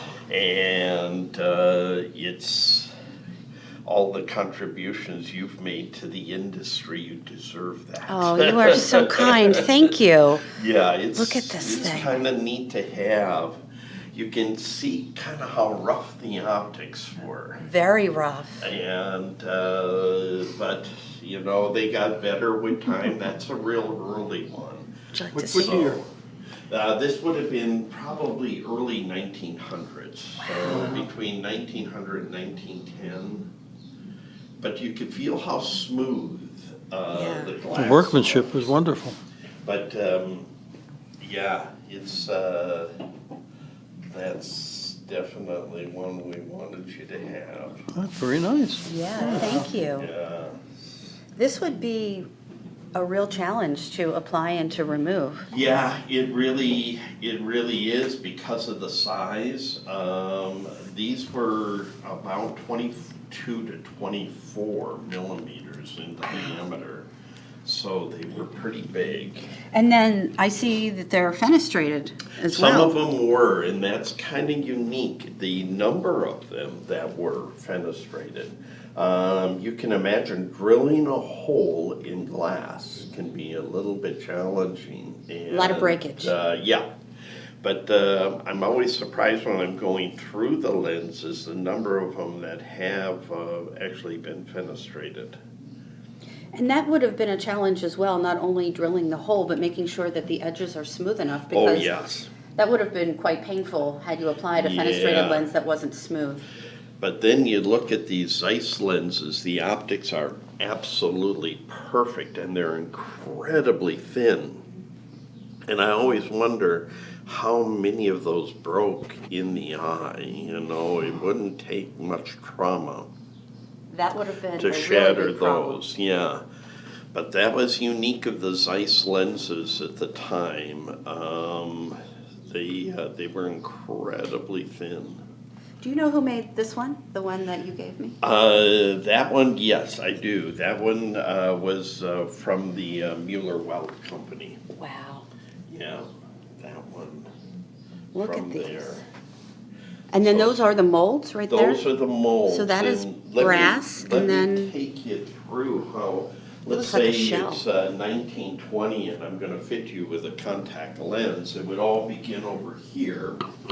May I sit in the chair? Yes, please. You sit in the chair again. That's where I sit. You know, I get comfortable in here. And now the molding process began by just simply mixing this compound. It's called moldite. Moldite, And we would mix it in one of these containers, and then it would be placed into a syringe. And this mold then would be placed onto the eye, and the moldite compound injected through here, and then it would take a perfect mold of the anterior segment. So the molding compound would harden in about 90 seconds. So you had to be real efficient with your time. You had to load this, inject it, and be pretty efficient. So you had to do that on a board exam, right? Absolutely. 1950s. Jeez. And then what happened next was when you had that beautiful mold, you would mix this next compound called cast stone. And that cast stone then was just like a concrete, but incredibly fine, powdery concrete. And then you would let it harden, and then you would have this beautiful impression of the eye.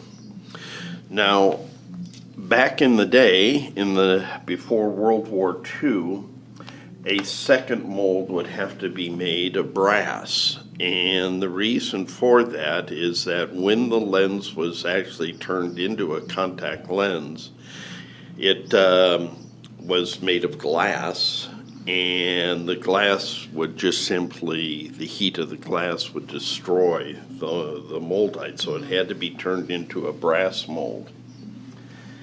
Then it was taken over here, and this is probably the highlight of the museum, and the fact that we have the only remaining glass contact lens making apparatus in the world. This Really? is it. This is the only one left. Does it work? If you It wanted works. to create a lens, Oh, you yeah, could? yeah. We've had it fired up, and you could see we've destroyed part of the table from the firing it up, and it makes a lot of pops and noises. And now there was this vise was on the.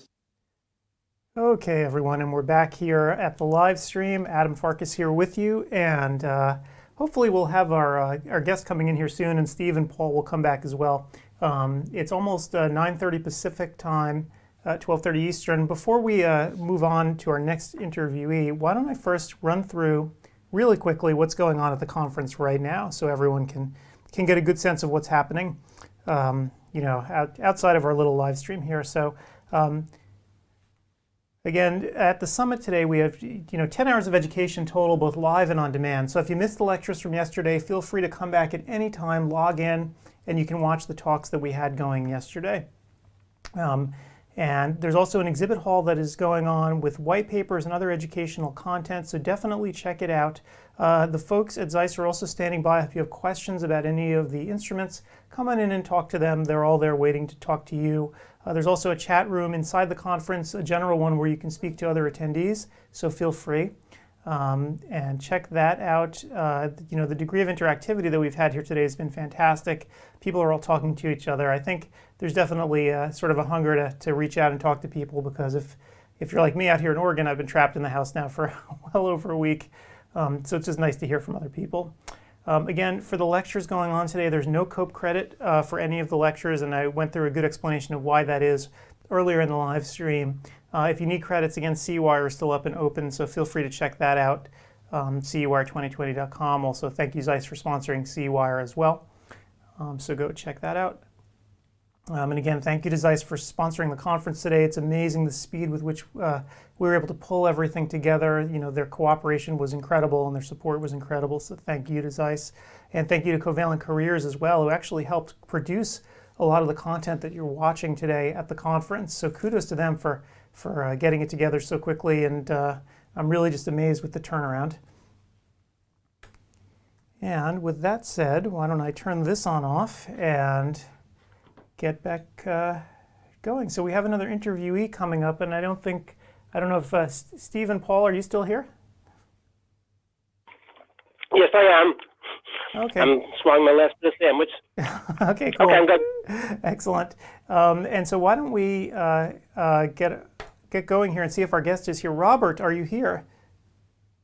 Yes, I am. Good morning. Oh, perfect. Thank you so much for calling in. I didn't know if you'd be able to make it or not, but awesome. Great to have you here at the live stream this morning. How are you doing? Great. Thank you very much. How's everybody there doing?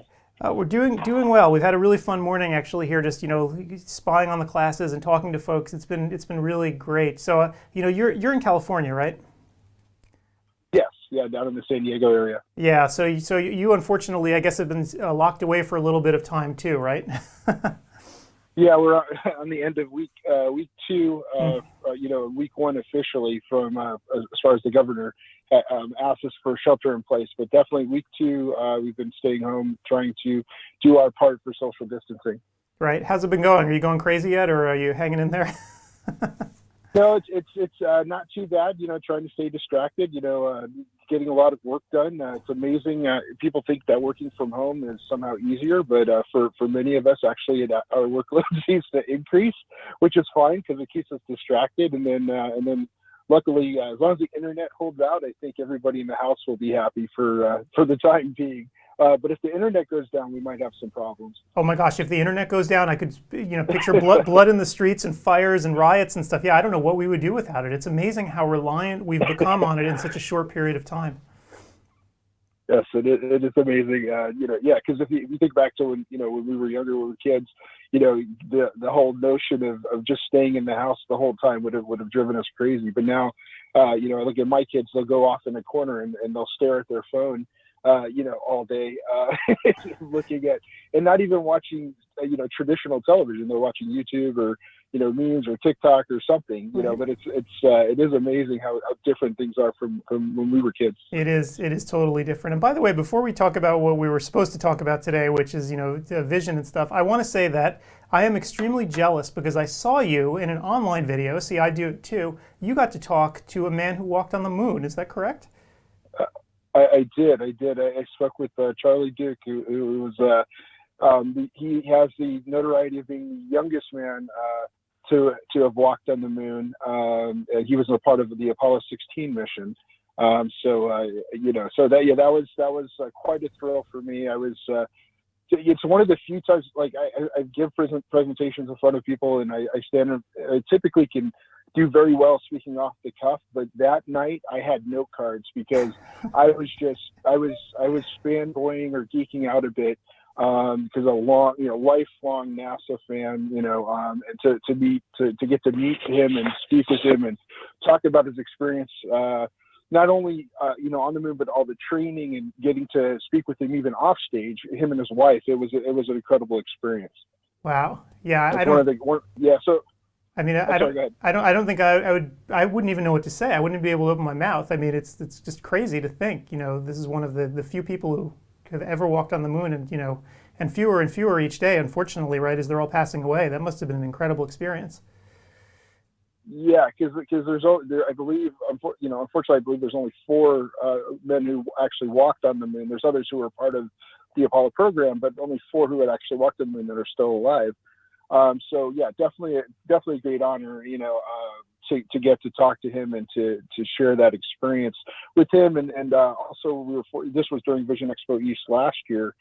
So we actually had a group of attendees that were with us. So we had several hundred people in the room with us that all got to, he was very generous with his time, and anybody who wanted to talk with him or take a picture or, ask him any question. He was very, very generous, very, very nice, and an incredible storyteller on top of all that. So he made the interview process very easy because he has had a very interesting life, and he has a great way of telling stories.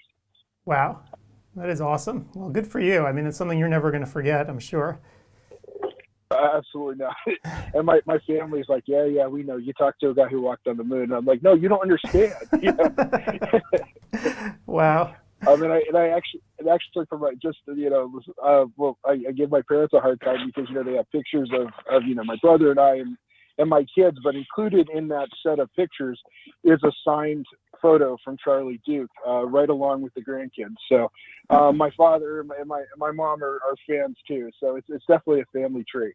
Oh, that's amazing. Well, I wanted to switch gears here and talk about what we're supposed to talk about, right? So you're with Zeiss Vision, and I was telling everyone, that in the past, this has been really sort of a Meditech kind of conference, right, that we've done for the past several years. It's been all about the devices and the high-tech stuff.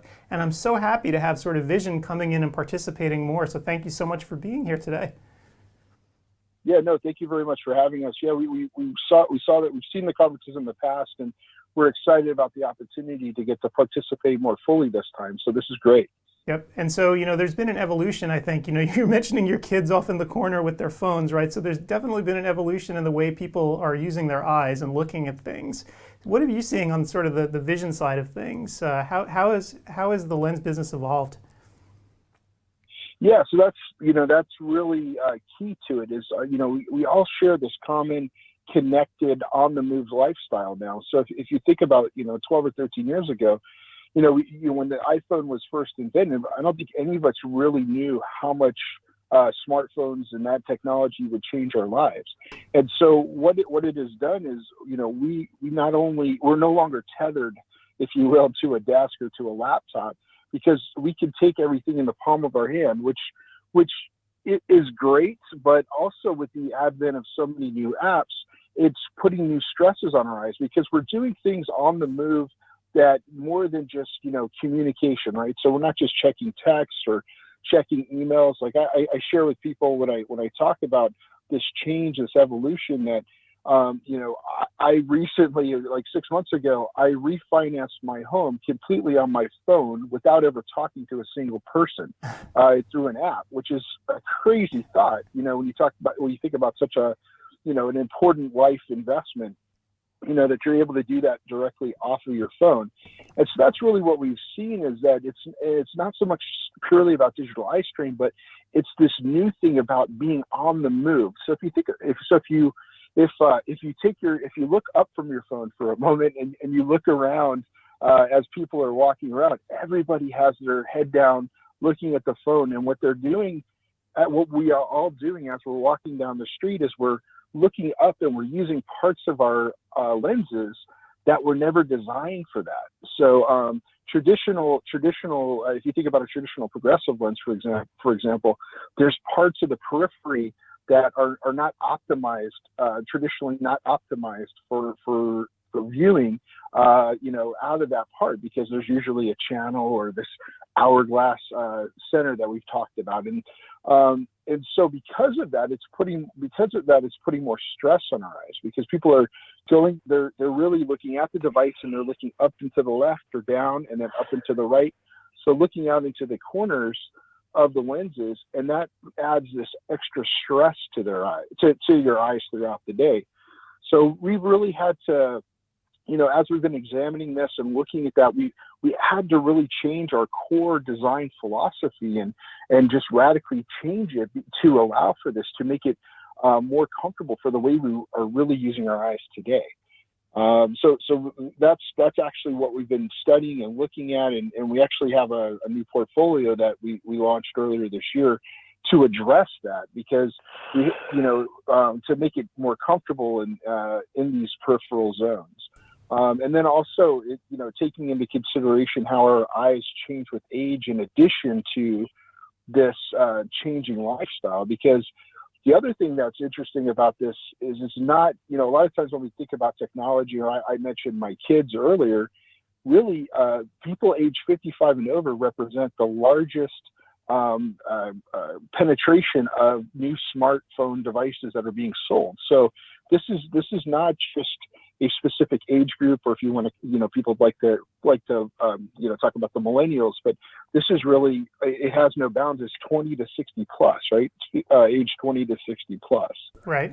So this is the area we've really been researching and looking into, and so we launched a brand new portfolio called the Zeiss Smart Life lenses, which address that. And so this has been, so far it's been very well received. People that are being fit in these lenses find them very comfortable, quick to adapt to, and the understanding that both eye care professionals and consumers have about the need for this product and why we had to change the product we did is astounding. Everybody gets it, right? Because we all see it every day. I mean, most eye care professionals, I joke about, just take a look in your exam room I mean, in your exam room, people are sitting in the chair, sometimes with their phone still, while you're trying to conduct an eye exam. Right. So we're very excited about this new portfolio that we just launched. Excellent. Yeah, you're really leaning into it, and I have up on the screen right now so people can sort of see. You also have these complementary programs online, like I'm looking at My Vision Profile, right, to try to figure out what people's habits really are to try to get them into the right product. Yes, so that's exactly it. To help, it's a way to help people educate themselves to understand, what their personal habits are. But that's really where Zeiss goes a step beyond. We really customize these lenses for the individual. And so a traditional eye exam, would gives you certain parameters of prescription, but we're actually taking all the data that has been given to us over the years that hadn't been used to fully customize the lenses. So we're taking all that same data and using it in new ways. So, for example, we've incorporated age intelligence into the lenses, where we're able to, even though the eye care professional is not giving us an exact age of a patient, we can assume roughly what the age is based on the prescription, the type of lens, the ad power, and we're able to further optimize the prescription for this individual patient, so it's customized. So things like you mentioned, like the My Vision Profile, that all leads into that, helping people understand their unique needs, because we all, although we're very similar, we all have different traits and different needs visually. Right. It's funny, I sort of represent the train wreck that no one wants to see, right, coming into their practice, right, because I'm a hyperope, but I'm now middle-aged, right? And I'm coming in there, but I'm using a lot of intermediate vision, right? I'm on the phone constantly, with screens jammed up to my nose. So my vision needs are actually quite complicated. So you're right, this isn't just sort of a millennial thing. This is for older people as well. And so I guess the question is, what can you do to help somebody like me? So or help the doctors actually help someone like me, right, to really find the right product. Yeah, and that's exactly what we try to do. So like I said, the Zeiss Smart Life, it's not a single lens. It's an entire portfolio. It's actually 7 different products now, because we're launching an additional one. But it's 7 different products, ranging from single vision or a digital lens, which is kind of the let's call the transition lens from single vision to a progressive, and then there's 4 progressive lenses. So you have these 7 different choices depending on where the visual needs are for your patient. And then let's say you're a progressive lens patient, or as one example, the Zeiss Smart Life individual lens. Even though that's one lens design technically, there's actually 3 versions of that one lens, where we have a balanced and intermediate and a near version, depending on the person. So someone like you, again, I don't have all your information in front of me, but perhaps the intermediate version would be, if we were to put you in a progressive, the intermediate version might be good for all your screen use and other things you're doing, but it's still an all-day lens. So you can wear it all day long. It just kind of favors, your visual habits that you predominantly do. Right. But, with all the screen time. Yep. Yeah, and I'm scrolling through here so people can actually see what it is that you just mentioned, talking about the entire Smart Life portfolio. So neat stuff. And, we have, Steve, are you still there? Are you on the line? Yep, I'm here. I'm kind of curious, Steve. So as a clinician, what do you make of all this when you're prescribing for folks? Obviously I mentioned myself as being the train wreck middle-aged patient. Do you think this would be useful for you?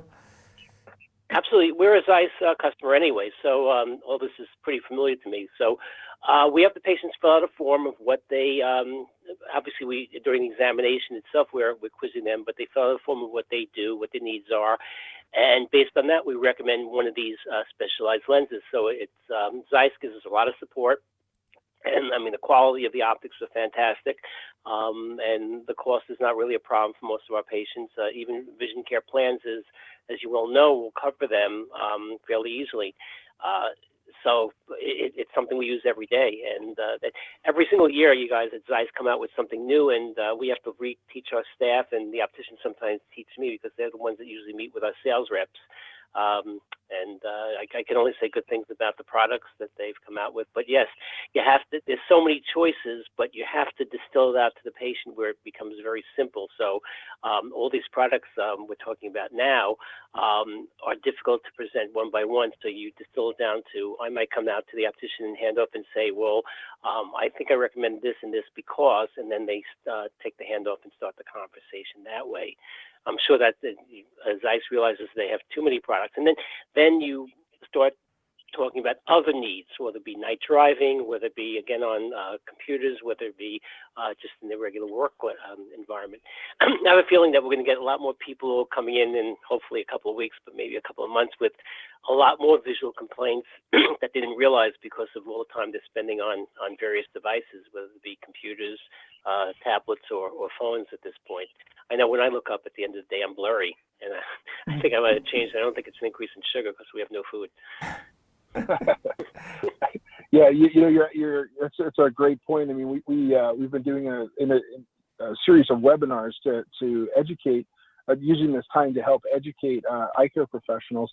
And one of the things we've noticed, as we've been tracking what's been happening with COVID-19 around the world, is that in each part of the world, as COVID-19 goes through and people are telecommuting and homeschooling and doing more and more things from home, there is this surge in internet searches about, the blue, they're asking about blue light, and they're asking about, what is this increased screen time doing to my eyes? So there's opportunities for eye care professionals during this, to help provide, whether it's a blue light solution or an office lens type solution for people that are finding themselves, in addition to the normal amount of screen time they were already doing, having, like I mentioned earlier, a lot of us our workday seems to be getting longer while we're working at home because we're constantly on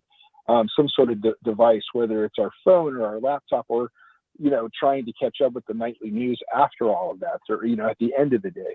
Right. So it's a great point. I agree with you. I think we're already seeing a surge in the U.S. about those types of searches. So I imagine eye care professionals will be getting those calls very, very soon, if they're not already, about what can be done or how to help them through this. I'm actually getting text messages from various friends about what we could do now or in the near future because of it. Very interesting. I think the devices themselves, if you set it up correctly, will warn you of how much extra time you're spending on them. And I think I was up to 80% of my day, or 10 hours on my tablet yesterday. So you're becoming aware of it because they actually have, as you know, apps or settings that you know how much longer you're spending on the devices than you usually do. Right. Yes. One detour I'd like to make here, and this is a really interesting conversation because there's this notion of prescribing from the chair, whereas a lot of times in the past, people would just sort of hand off the RX to the optician and say, do whatever it is you're going to do back there.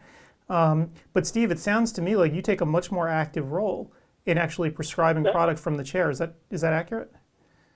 Absolutely. If you just hand off to your optician and have a couple of numbers in front of them, a prescription and an ad, they don't know where to go. They don't know the patient. They have to start from square one. But if you've discussed it even for a minute or two in the room, well, this is what I'm finding. This is what I feel your visual needs are, and these are the things I recommend.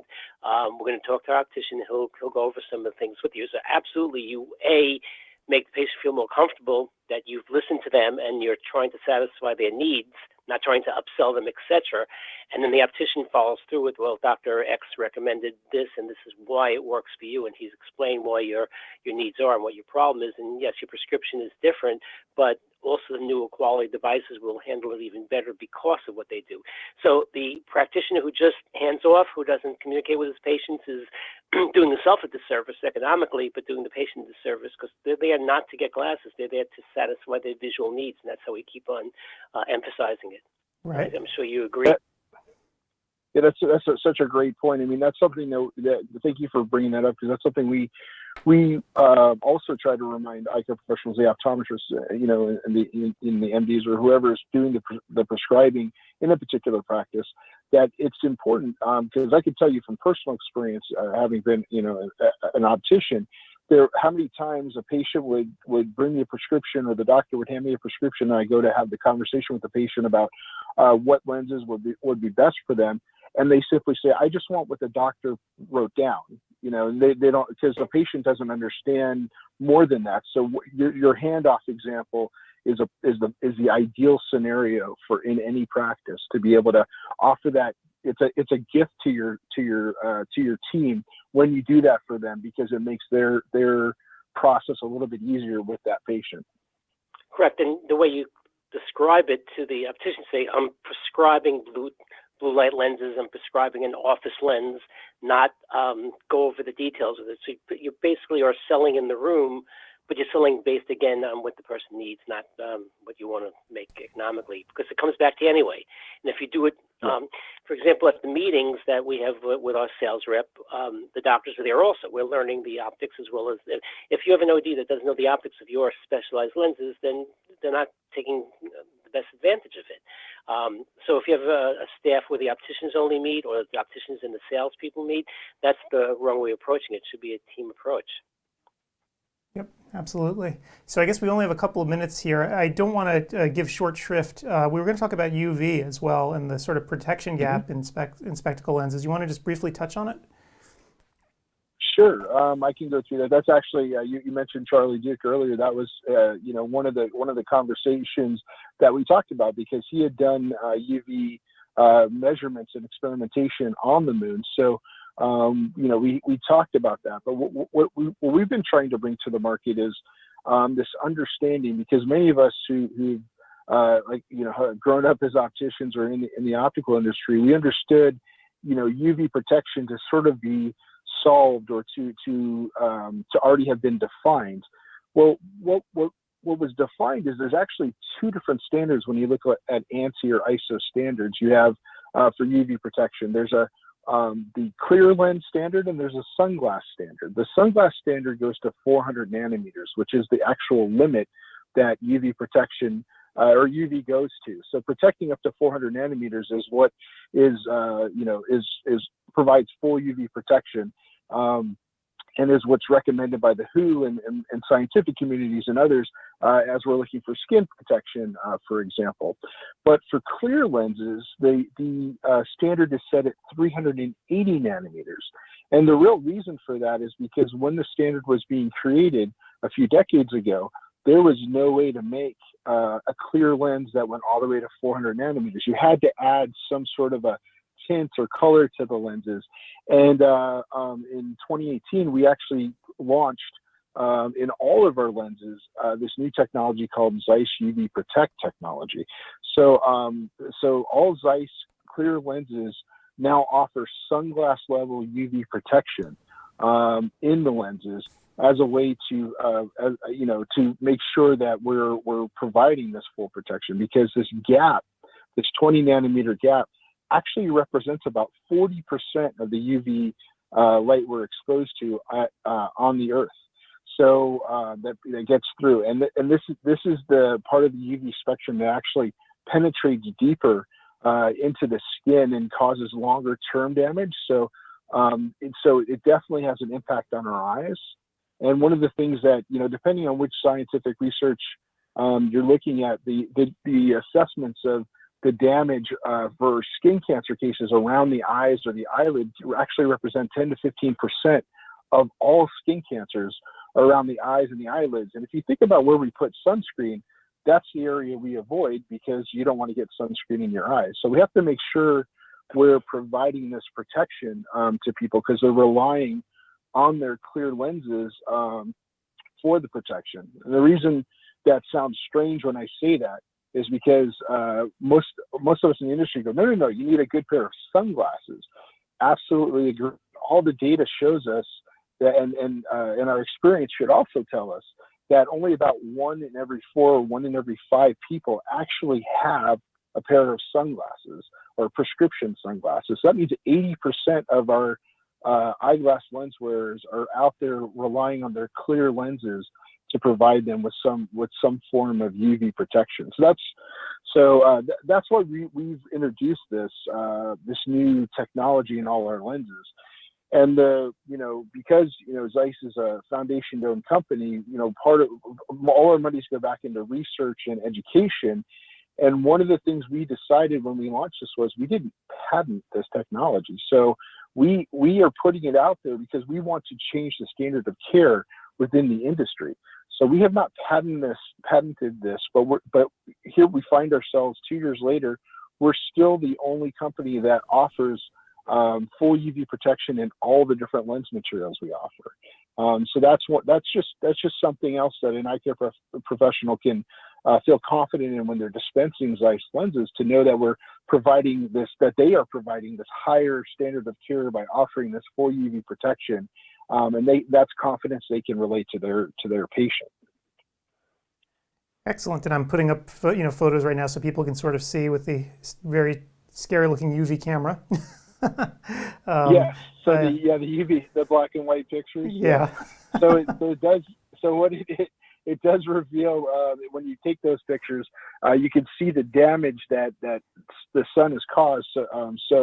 And the models that we chose, I mean, these are professional models that are having their picture taken every day, have no visible sun damage on their skin, and then you show them what it looks like through a UV camera, which reveals this underlying damage that's been caused, and you instantly realize, oh my goodness, this is why I need to protect my skin and my eyes from UV. Wow, I hope you had some smelling salts for the models when you showed them the pictures, because my gosh, that's... Yeah, we have some behind the scenes video reactions of just pure shock, and a couple of them had to sit down because they unbelievable, because this is their their career, their bread and butter, and we're showing them what's going on underneath the skin, or in the skin, but it's hidden from them. So yeah, they were quite surprised to see their images. Wow, that is very dramatic. Okay, well, you know what? I think we've learned a lot today. Thank you for being here with us. This has been really great. And I'm sure, we're going to actually take this interview, we're going to cut everything up into little bits and pieces and put it on ODwire, and hopefully we can keep this conversation going online. Great, that's great. Thank you very much for having us. We really enjoyed being a part of it. I personally enjoyed talking with you both, so thank you very much. All right, thanks, Robert. Catch you later. Thank you. Thank you. Bye. Okay, that was fun. Adam, I'll inject something interesting enough. A few weeks ago, we had our ducts cleaned, DUCTS, not our DUCKS, in the house, and the guy recommended a UV light to kill bacteria, and that actually, just the opposite, is what we have on now, because apparently it kills viruses also, so we have an extra layer of protection. So I recommend anybody with their glasses who has UV protection, lift them up for a few seconds and then put them down. Speaking of UV, I didn't have a chance to ask Robert this question, but we see parents slathering their kids with lotion when they go outdoors. You don't want the sun to reach their skin. But how many parents think in terms of sunglasses for their children? I see very few kids walking around wearing sunglasses. And I'm just wondering how much Zeiss or optometrists, for example, market sunglasses to children. Well, Dad, there's the caveat, though, that we're in Oregon. There is no sun. Well, on the few days there is, I see the adults wearing the sunglasses, right. But no sun, no kids.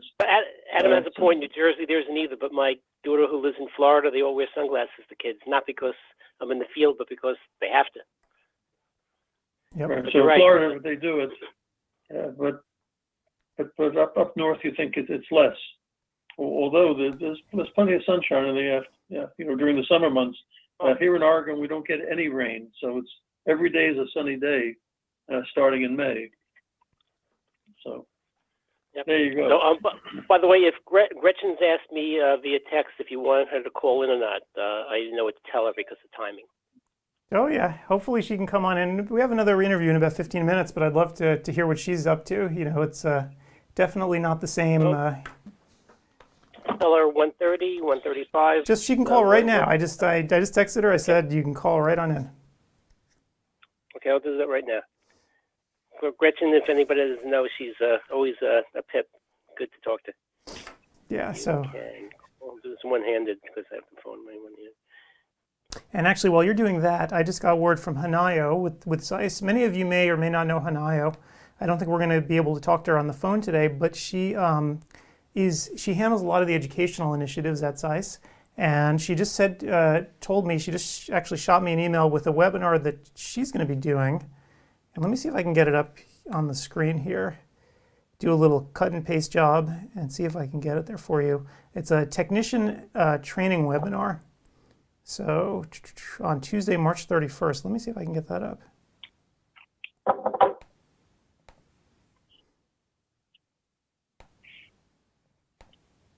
I have a feeling there are a lot of technicians and assistants watching this today as well. Yep, so that's why I'd like to show this, get this up here. I'm going to create a slide right now. And this might not look so good on the screen, but I can always create a link after we're all done here. Yeah, it's really important for optometrists to know how important training their assistants and letting them come to these meetings. They may not understand every optometric nuance, but there's plenty that the opticians can learn from many of these courses. So it would pay to encourage them, especially now that they're homebound, to attend some of these meetings.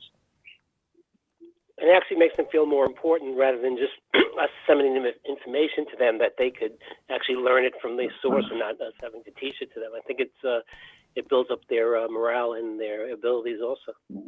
Yeah, absolutely. And you try to hire the best and brightest, and unless you keep stimulating the best and brightest, they're going to leave you. Sooner or later, they're going to get bored. So you really have to have challenges for your assistants to keep improving themselves. Okay, if you want to keep them. Let me show you what Hanayo just sent me. I'll put it up on the screen for you guys here. Let me. This is a conference they're doing with ophthalmics? So this is, let me see, it's just a webinar that they're going to have, but let me see if I can actually get this link. It's actually not going to, it's going to be hard for, I think, people. Oh yeah, this is going to be, I'll show you. This is going to be a challenge. So anyway, this is what she sent me. Let me put it up. Okay. So invitation to first technician and photographer webinar, Tuesday, March 31st at 5 p.m. Eastern. OCT and geography, clinical use and interpretation. And then the link, this is where it's going to get a little dicey. There's a link here that I don't think, so it's a link to a Zoom webinar that is kind of hairy. So obviously nobody's going to be able to type that. So what we can do is I'll put it up somewhere on ODwire, letting people know about it. Actually, Hanayo, if you're listening to this, one thing that might be really useful is if you could create a landing page of all the upcoming webinars with an easy URL. I could easily put it up here and then share it with everyone where they can type it in easily, because that URL is kind of hairy looking. Oh, and Gretchen, I believe, has entered the room. Gretchen, are you here? I am here. Oh, hi, everybody. Oh my gosh, how are you doing? Well, first, who all is here? I need to be honest, I haven't been able to listen because I have been hunkered down with, well, I'll tell you about it, but I want to make sure I know who I'm talking to. So I guess that's you, Adam, Steve, Paul? That's it. Yeah, the three of us are here. And maybe three one amigos? or two people, maybe a couple of people in TV land out there watching. Yeah, maybe just a few. we can't tell that. So well, Gretchen, we'll be watching in the future on tape. So Gretchen, I don't know if you've had the same experience that I have, but like being trapped at home, I've actually done more work in the past week than I had, the month before. Well, yes and no, but that has nothing to do with me being trapped at home, because remember, I've worked from home for almost 8 years. True. So this is my life. And to be quite honest, I've been really lucky. My life hasn't really changed much, with the exception of my physical therapy clinic being closed and not being able to go there 3 times a week. I'm able to get my beloved Starbucks a couple times a week at a drive-through location. I'm here at home, and my husband and daughter are both still working because their jobs are considered essential. So they're working for now. The only really big day-to-day change, and to be clear, this is a very, very first world problem. On Monday, my monitor died. So I have been working from the couch every day as opposed to my office in my house. But I have gotten a lot of work done, but it is not because of working from home. It's because I counted. In the last 10 days, we've had about 12 pieces of content on coronavirus, and I've written more than half. So I have been all COVID all the time, and frankly, I am so ready to be done with it, and I'm not even sick. Because of how rapidly things change, Gretchen, excuse me, you have to get that up pretty quickly because tomorrow's news is today's old news. Exactly, and I'm actually behind. So what I'm working on right now is catching up on some of the things that I missed from Gary Gerber's Power Hour Town Hall podcast. So that was over 2 nights. The first night was Wednesday, and I put together a story, and it went up Thursday afternoon. And then I listened Thursday, but there were some technical difficulties, and for some reason, when it went back live, mine didn't pick it right back up. So thankfully, I got clued in, but I missed the first 3 speakers. So I'm going back to listen to that so I can write my story. And in between, I spent a good chunk of yesterday, or I guess Thursday and part of Friday, and so did my fabulous editor, Brooke Beery, because we were working with Chris Roten. He put together in very short order a great story talking about what the stimulus package means for optometrists. So that was very long and dense. And if I say that as editing it, I have no idea how he felt writing that damn thing. And then in the midst of all of that, I'm sure everybody wants an April issue, and I'm late getting that to the printer, and I am not nearly where I should be in editing content. So that's a very long-winded, complainy answer to your question. I think there's a very famous, very influential speaker in the April, if I'm not mistaken. There's an influential speaker where? I'm sorry? In the April issue. I don't know. There's a bunch of hacks, a bunch of people who don't know what they're talking about. What do you think, Steve? Yeah, I know the people you're talking about. I won't mention their names now. Well, I'm kidding, but am I appearing in the April issue? You are, but you notice you haven't gotten an edited manuscript back to review. That's because I haven't edited it yet, and I need to. But I have been spending all of my time on this coronavirus coverage, either sourcing content, talking to people, asking them to write, or sitting in on calls like this one and writing stuff myself, doing research. It's really time consuming. And I'm not complaining, really. I mean, it's my job, and I want to get as much info out there as possible. But the timing was bad. I wish that I would have either finished the issue or we would have been at the beginning of another one, because it's crunch time. And when it's time to get things to the printer and I don't have things prepared, well, that's not a good thing. Well, so, Gretchen, speaking of printer, are they working? Is that essential? They are.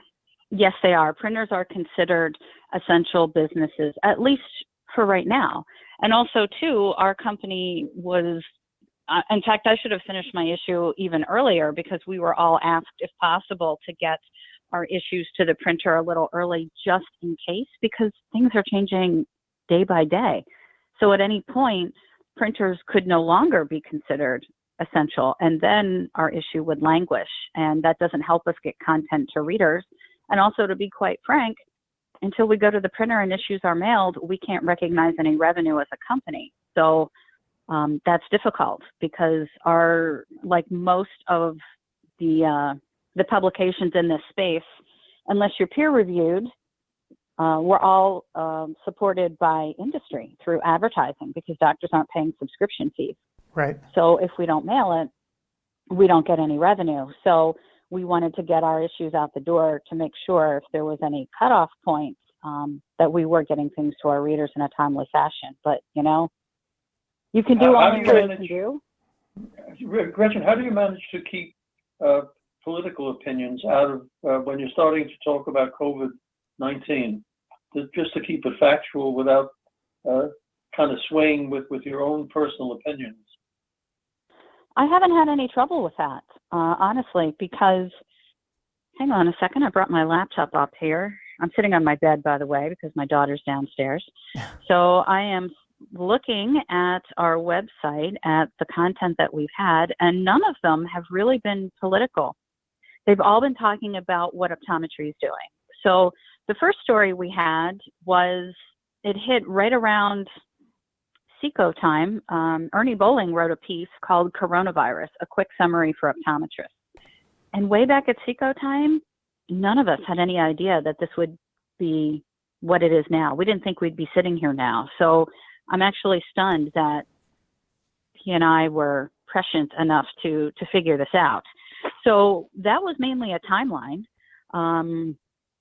Then we have, I'm going to go in reverse order. So most recent, we put up a story talking about what companies are offering CE and other resources, and CE Wire is listed in there.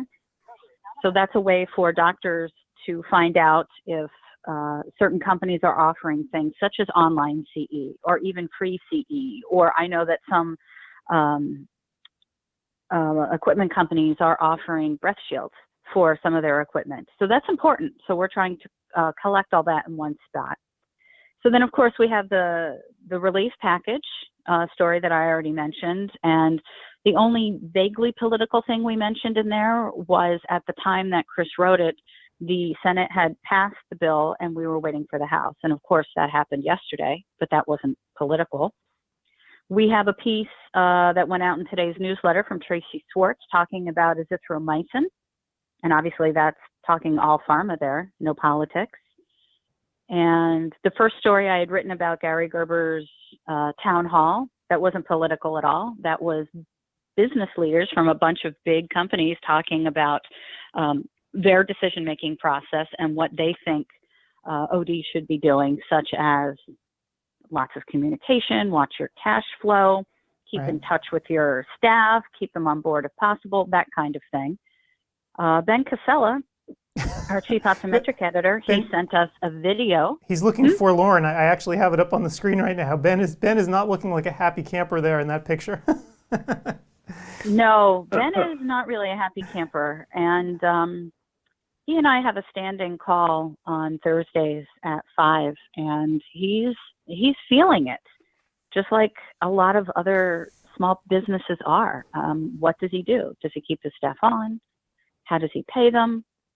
So that was what he was thinking about at the beginning of last week. So obviously this changes day to day. I'm going to ask him to weigh in again.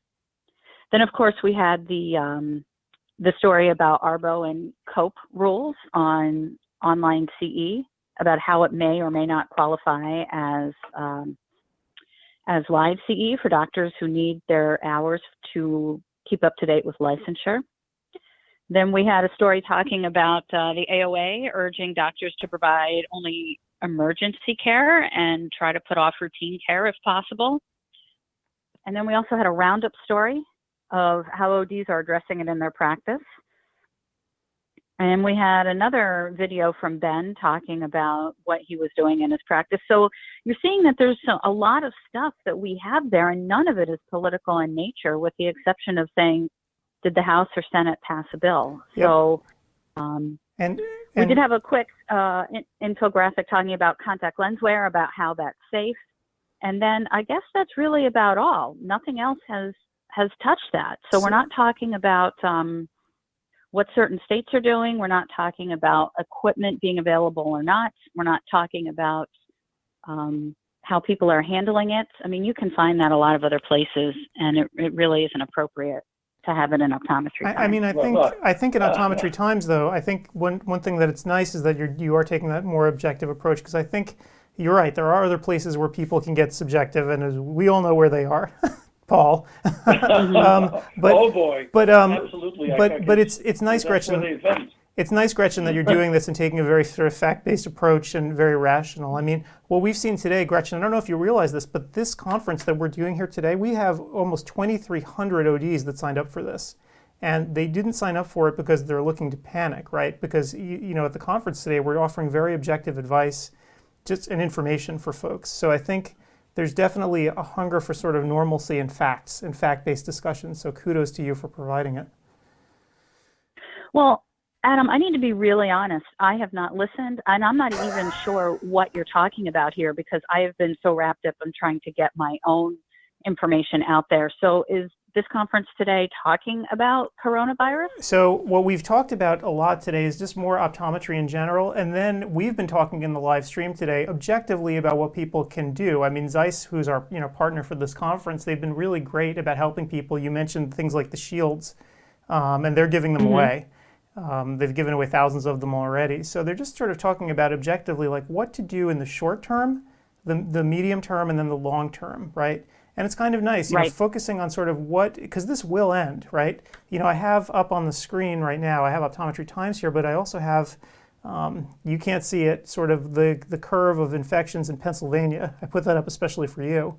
But I need to find it because I'm not even, I need to log back in. But the important thing about it is, though, is, you know, this should all be over by, you know, June or July at some level. So things will start to get back to some degree of normalcy. And the question is, what are you going to do then, right? How are you planning now for when things do return to normal? Because they will eventually. So it's just kind of nice that we're all talking about it today, this very sort of fact-based approach and what concretely what you can do. Right, agreed. And I think another piece of advice that I'm getting from folks is use this time at home to your advantage. If you're in the office, spend your time doing office things or be available by phone. Certainly take some downtime if you need it, but don't spend all day with a six-pack and Netflix, because there are a lot of other things you can be doing. You need to be putting together plans, a short-term plan, as you said, and you also need to be prepared to throw that plan in the trash and start over, because every day is a new day and things are changing rapidly. But if doctors are giving this some thought ahead of time, I call it doing the heavy lifting, thinking about what you want to do and trying to put plans in place. You might need to put those plans back a week and then another week, maybe a month, but think about your marketing. Think about what staff you really need to have back. Do you need to start back at full force? Maybe you need just 2 staffers. If you have 5, maybe you need only 2 at the beginning. You want to think about your hours. What are patients going to need? So you need to think about how your business is going to change once you do get back. And put in those plans now. Get together your resources now. If you need to clean out one of your stock rooms in order to move a piece of equipment, well, you need to be doing that now.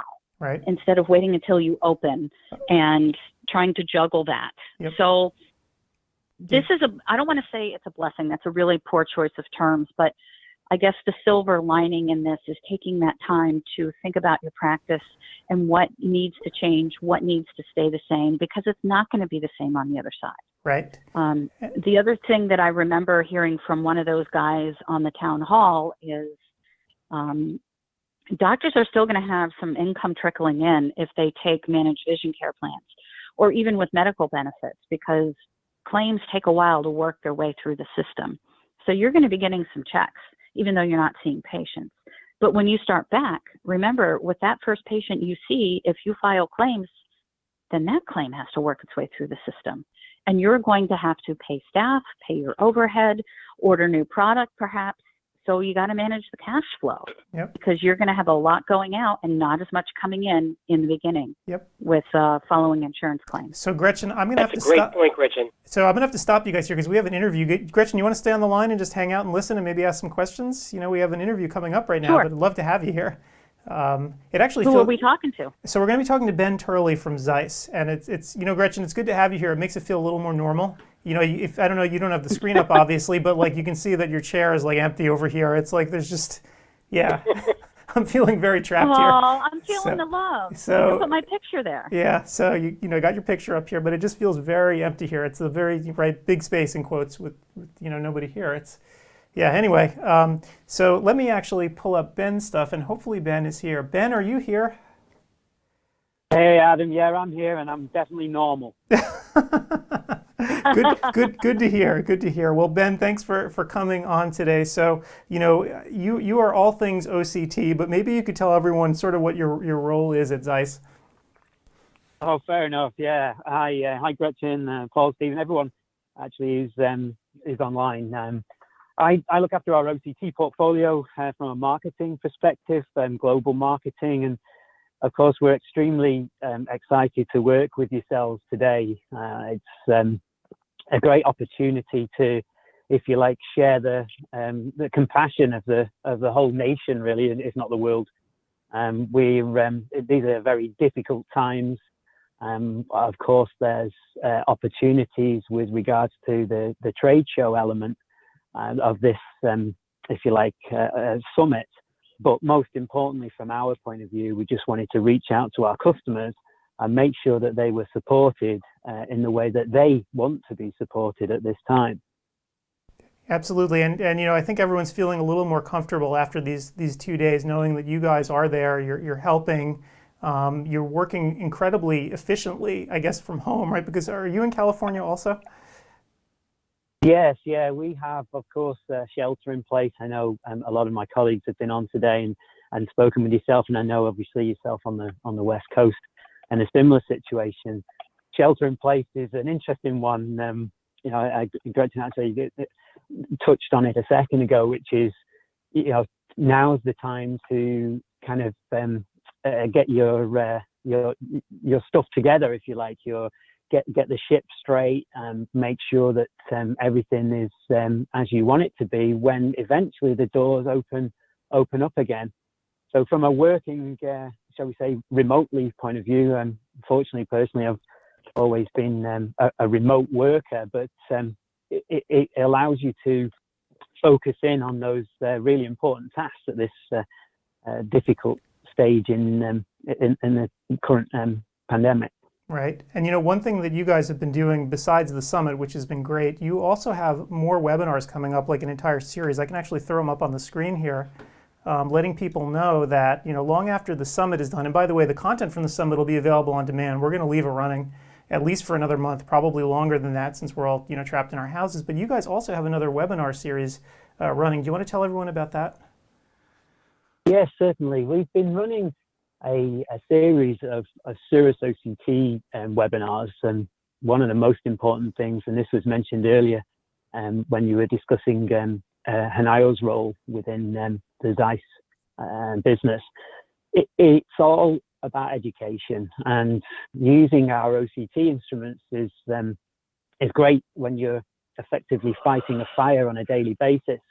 But today we want to obviously infuse people with how one can change their workflow, and the most prevalent, if you like, webinar that's coming up at the moment will be our All Things Glaucoma with OCT, because glaucoma is an area where not everybody takes full advantage of the way in which they can manage their glaucoma patients using their OCT machine. And it may not be their OCT machine solely, of course. There's lots of other devices that we fortunately supply and our customers have that can help to manage those patients correctly. So we've got some real heavy hitters. Michael Shaglazian and Maury Fingerette will be providing a very dynamic presentation of how one can take full advantage of those devices in practice, and we'll have a great Q&A session after it. And this is just one of many.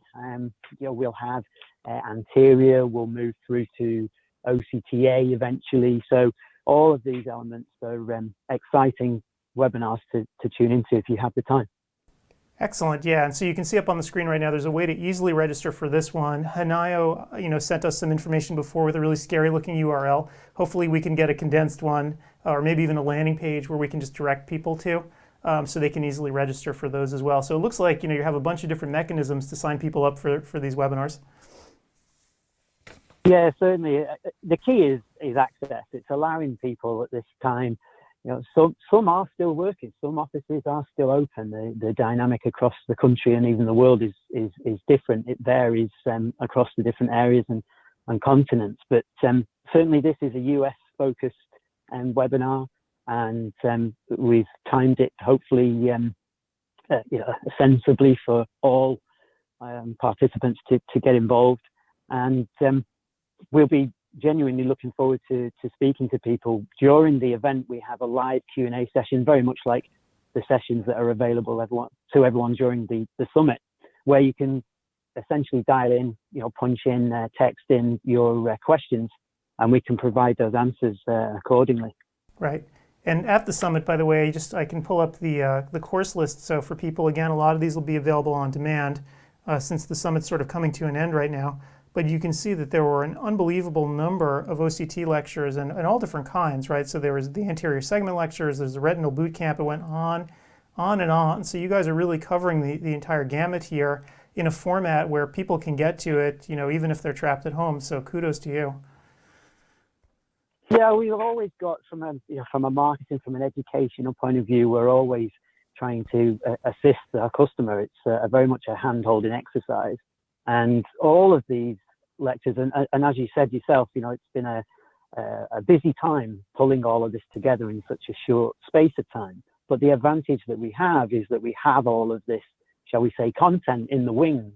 It's just a case of pulling it all together and making sure it's all, correctly signed off, etc. So from a resources point of view, they're all here, and we're trying to make them more and more accessible for the difference that everyone, the different working scenario that everyone's in at the moment, which is, as you say, effectively in some cases a shelter at home. Right. And Hanayo is actually working so quickly. She sent me a QR code for one of the webinars that you're doing. Let me see if I can actually get this thing on the screen for people to see it. That's hilarious. Man, Hanayo, you work quickly. She's actually sending me messages while we're chatting, and the same. This is an opportunity for our OCTA reading, if you like, understanding, appreciating the benefits of, and using it in clinical practice. So this is another great opportunity. Everybody, in theory, after this difficult time, should come away from it extremely well educated. There's so many things that we don't do with our instruments. For example, the OCT. An OCT could be likened to, your vehicle. There are certain buttons in your vehicle that you don't use. A washing machine even, you use that one program, and there's hundreds of programs on there, but everyone sticks with the one they know. Now is the time to kind of explore the instrument and see exactly how you can make it work for you in your practice.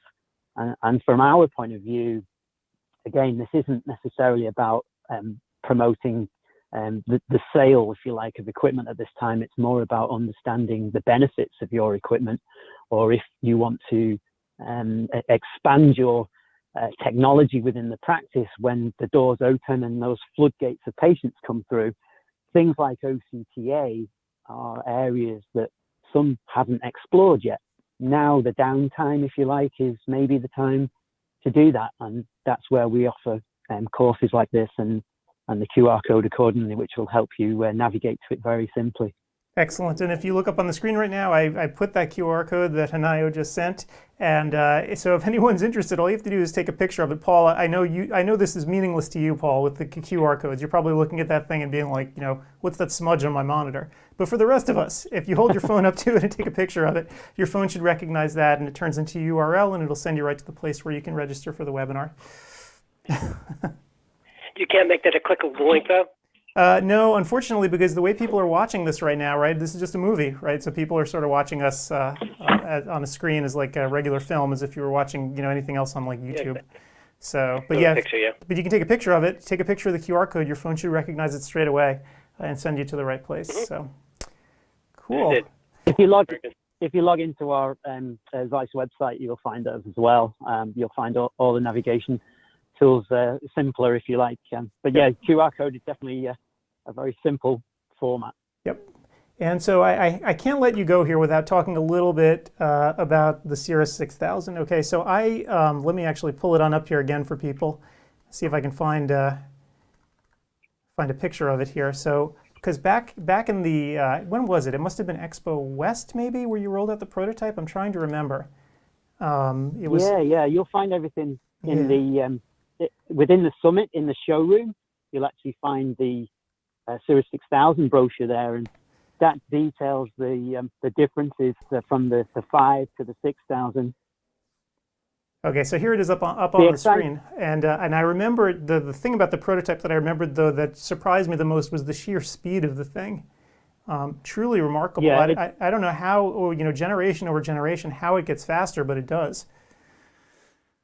Yeah, one of the exciting things that always blows me away, 0.04 of a second to capture a cube scan. Back in the day, we used to capture these single lines, raster lines, single individual B scans. And now, of course, we've been doing it for a long time now. We've been capturing data cubes, the dense data cube. These are the cubes that are being used in AI reading, if you like, of images. And these data cubes now are captured in literally 0.4 of a second. I mean, that's a blink of an eye, if you pardon the phrase. Yeah, it is remarkable. Yeah, I mean, it's remarkable. By the way, if anyone wants to see it in action, if you go to YouTube and you type in Cirrus 6000, the first thing you're going to see is me with the prototype at Expo, just clicking a button. The whole video is 12 seconds long, and that includes just messing around trying to get the thing started. So it's truly remarkable how quickly it can work. And it's not just the speed. Of course, the speed is phenomenal from a workflow, and you could argue, well, hey, I'm sat at home at the moment, the office is closed. Why is workflow important to me right now? But once those doors open up and all of our patients pile back in, we're going to need to move through those backlog of appointments that were made. And speed is definitely key. Workflow is phenomenal, and as I said, 0.4 of a second from a data cube acquisition. It's not just that though; it gives us a wider area of imaging. We have 12 by 12 OCTA scans captured in literally a second. All of these items give us information very, very fast. So our technicians are able to work through the devices very quickly, and we're able to spend more time with our patient. Yep, absolutely. And I know that we didn't want to really discuss commercial stuff here today, but I will anyway, right? Because we're here. So my understanding is that you guys are offering the same sort of specials that people would have gotten at Expo had there been an Expo in terms of bundle packages and an extra warranty on the devices. Is that correct? Very much so, yes. There are some who are still open for business, but unfortunately at this time we feel that education is more important for the majority of our customers, and so that's why we were discussing earlier all of the webinars. But if somebody is still in the buying mood, if you like, or in that situation where the downtime at the practice allows them to reevaluate the technology in their practice, then most definitely we're available. My colleagues are available right now within the summit. Can discuss online, offline, and can also take you through the various items of our portfolio, not just OCT. Great. All right. Well, Ben, thanks so much for being here today, and thanks for doing all this. We couldn't have done this without you. It's amazing how everyone pulled together to get the entire program together. I'm just truly shocked that we were able to get it together so quickly, and thank you for providing all of the educational resources that you've been putting together. It's fantastic. Absolutely pleasure. As I say, we're here to support our customers, and the feedback we got was education and what can you do for me today. Hopefully that's what we're providing through working with yourself here at the summit today. Okay, well, Ben, be well. Try not to go crazy at home, and hopefully this will all be over soon. Yeah, thanks very much, Adam. Take care. Catch you later. All right. So they really do practice what they preach, Adam. They really are. Their focus is not on commercialism, selling stuff, or anything. It's just on helping the practitioner at this point and educating them. Yep, great. Absolutely. It's been a remarkable kind of show with all the content that they've pushed out here, and hopefully people have enjoyed it. Obviously we haven't been able to watch too much because we've been here, but of course we can go back now and watch all the lectures on demand. And I will give another shout out to Hanayo, who I don't think many people know because she works behind the scenes. But she's the one who just provided us that QR code. She's responsible for a lot of Zeiss's educational initiatives, and boy, if I were in her position, I'd be tearing my hair out. So the fact that she can remain calm and do all this and crank out this much good content is just amazing. So Hanayo, 2 big thumbs up. And just so all of you guys know, hopefully in about 10 minutes, we're going to have Ben Chudner on the line. He our favorite private equity guy. I wanted to sort of finish this out. When we started doing this, we had a bunch of interviews, obviously, of clinicians who were giving the lectures and folks from Zeiss. But I also wanted to invite friends, which is, why Gretchen's on the line. And I've known Ben for a long time, and I just wanted to get his perspective, right? Because he's on the private equity side right now. And I know, with cash flow being the way it is in a lot of practices, the question is going to inevitably be, what does that mean for private equity right now? Especially at a time where so many folks were considering, do I sell, do I not sell? So what does this mean? We're also, just to let everyone know, going to have a webinar with Craig Steinberg. It's, I guess, a week from Sunday, all about negotiating private equity deals. So Steinberg's taking it from the other side. Steinberg takes the side of the doctor, right? So he gets retained by doctors who are selling their practices and tries to negotiate on their behalf. Ben, of course, is on the other side of this transaction as he works for a private equity firm. So I wanted to get both people's perspectives, and that's why I invited Ben here. So hopefully he'll make it in about 10 minutes. So, and Gretchen, are you still around? Yep, I'm still here. Oh, cool. Okay, I thought you might have run away to go finish getting your everything out since you're under tight deadlines. Just so I'll let you know when I leave. Okay. Or you can throw me off, whatever works. Well, so while we're waiting, next year I'm giving. God, you talk. I was just going to say, I just wanted to say, while we're waiting here for Ben, I just wanted to, let everyone know. I'm going to put it back up again. What's going on at the show one last time. So since we're winding down, I feel it is my job and my responsibility. So again, pulling up the slideshow here from the beginning. Okay. So the summit's coming to an end. Again, the 10 hours of lectures are all available for you online, on demand. I'm going to do my best to keep that stuff up for as many months as I can so people can keep watching. And if Zeiss eventually says, it's maybe time to close down the summit, I'll do what I can to try to actually get that content onto ODwire itself eventually, because I want to get it to as big an audience as we can. So I'll talk to the Zeiss folks about that too. So again, you can still go into the exhibit hall. It's going to remain open, and a ton of white papers are sitting there. So you can always feel free to go in there and explore. Even if you've watched all the lectures, you should check out the white papers. Obviously, interactivity is coming to an end shortly because the summit's going to be ending soon. But it's certainly been, I think, hopefully entertaining for everyone. No COPE credits again for any of these lectures. So please, if you're emailing me, there's nothing I can do for you, and I feel terrible about it, but if you need CE credits, CEwire 2020 is still open with 60 credits, same as live in-person CE, depending on what your state is honoring, so feel free to go there. And again, thank you to Zeiss for sponsoring the event over the last 2 days, and thank you to Covalent Careers, who actually generated a lot of the content behind the scenes. They were instrumental in getting everything together. We couldn't have done it without them too. So thank you to Covalent Careers. All right, I've said my piece, I think. So yeah, hopefully Ben will be here soon, and we can talk to him. So yeah, it has been an interesting couple of days. And just so you're aware, Gretchen, I have Ben and Craig talking next year on CEwire together as not a team, but as a yin and yang of private equity. One on the side of doctors negotiating, one on the side of the private equity companies. So that should be a pretty interesting conversation. We're keeping them in separate rooms, though. Oh, I don't think you need to do that. It's an easy joke. So, Adam, you're running the show there solo. I mean, everybody's on the phone, but it's not the same. But it's not nearly as long as CEwire. Are you still going to crack open a bottle of wine and collapse after this is over? Oh, you know it. I mean, that was part of, being in isolation here. That was my first thought. I'm like, how much booze do we have and how long can this last? It's, I guess, what's the order? It's toilet paper, booze, then food, right? That's the order?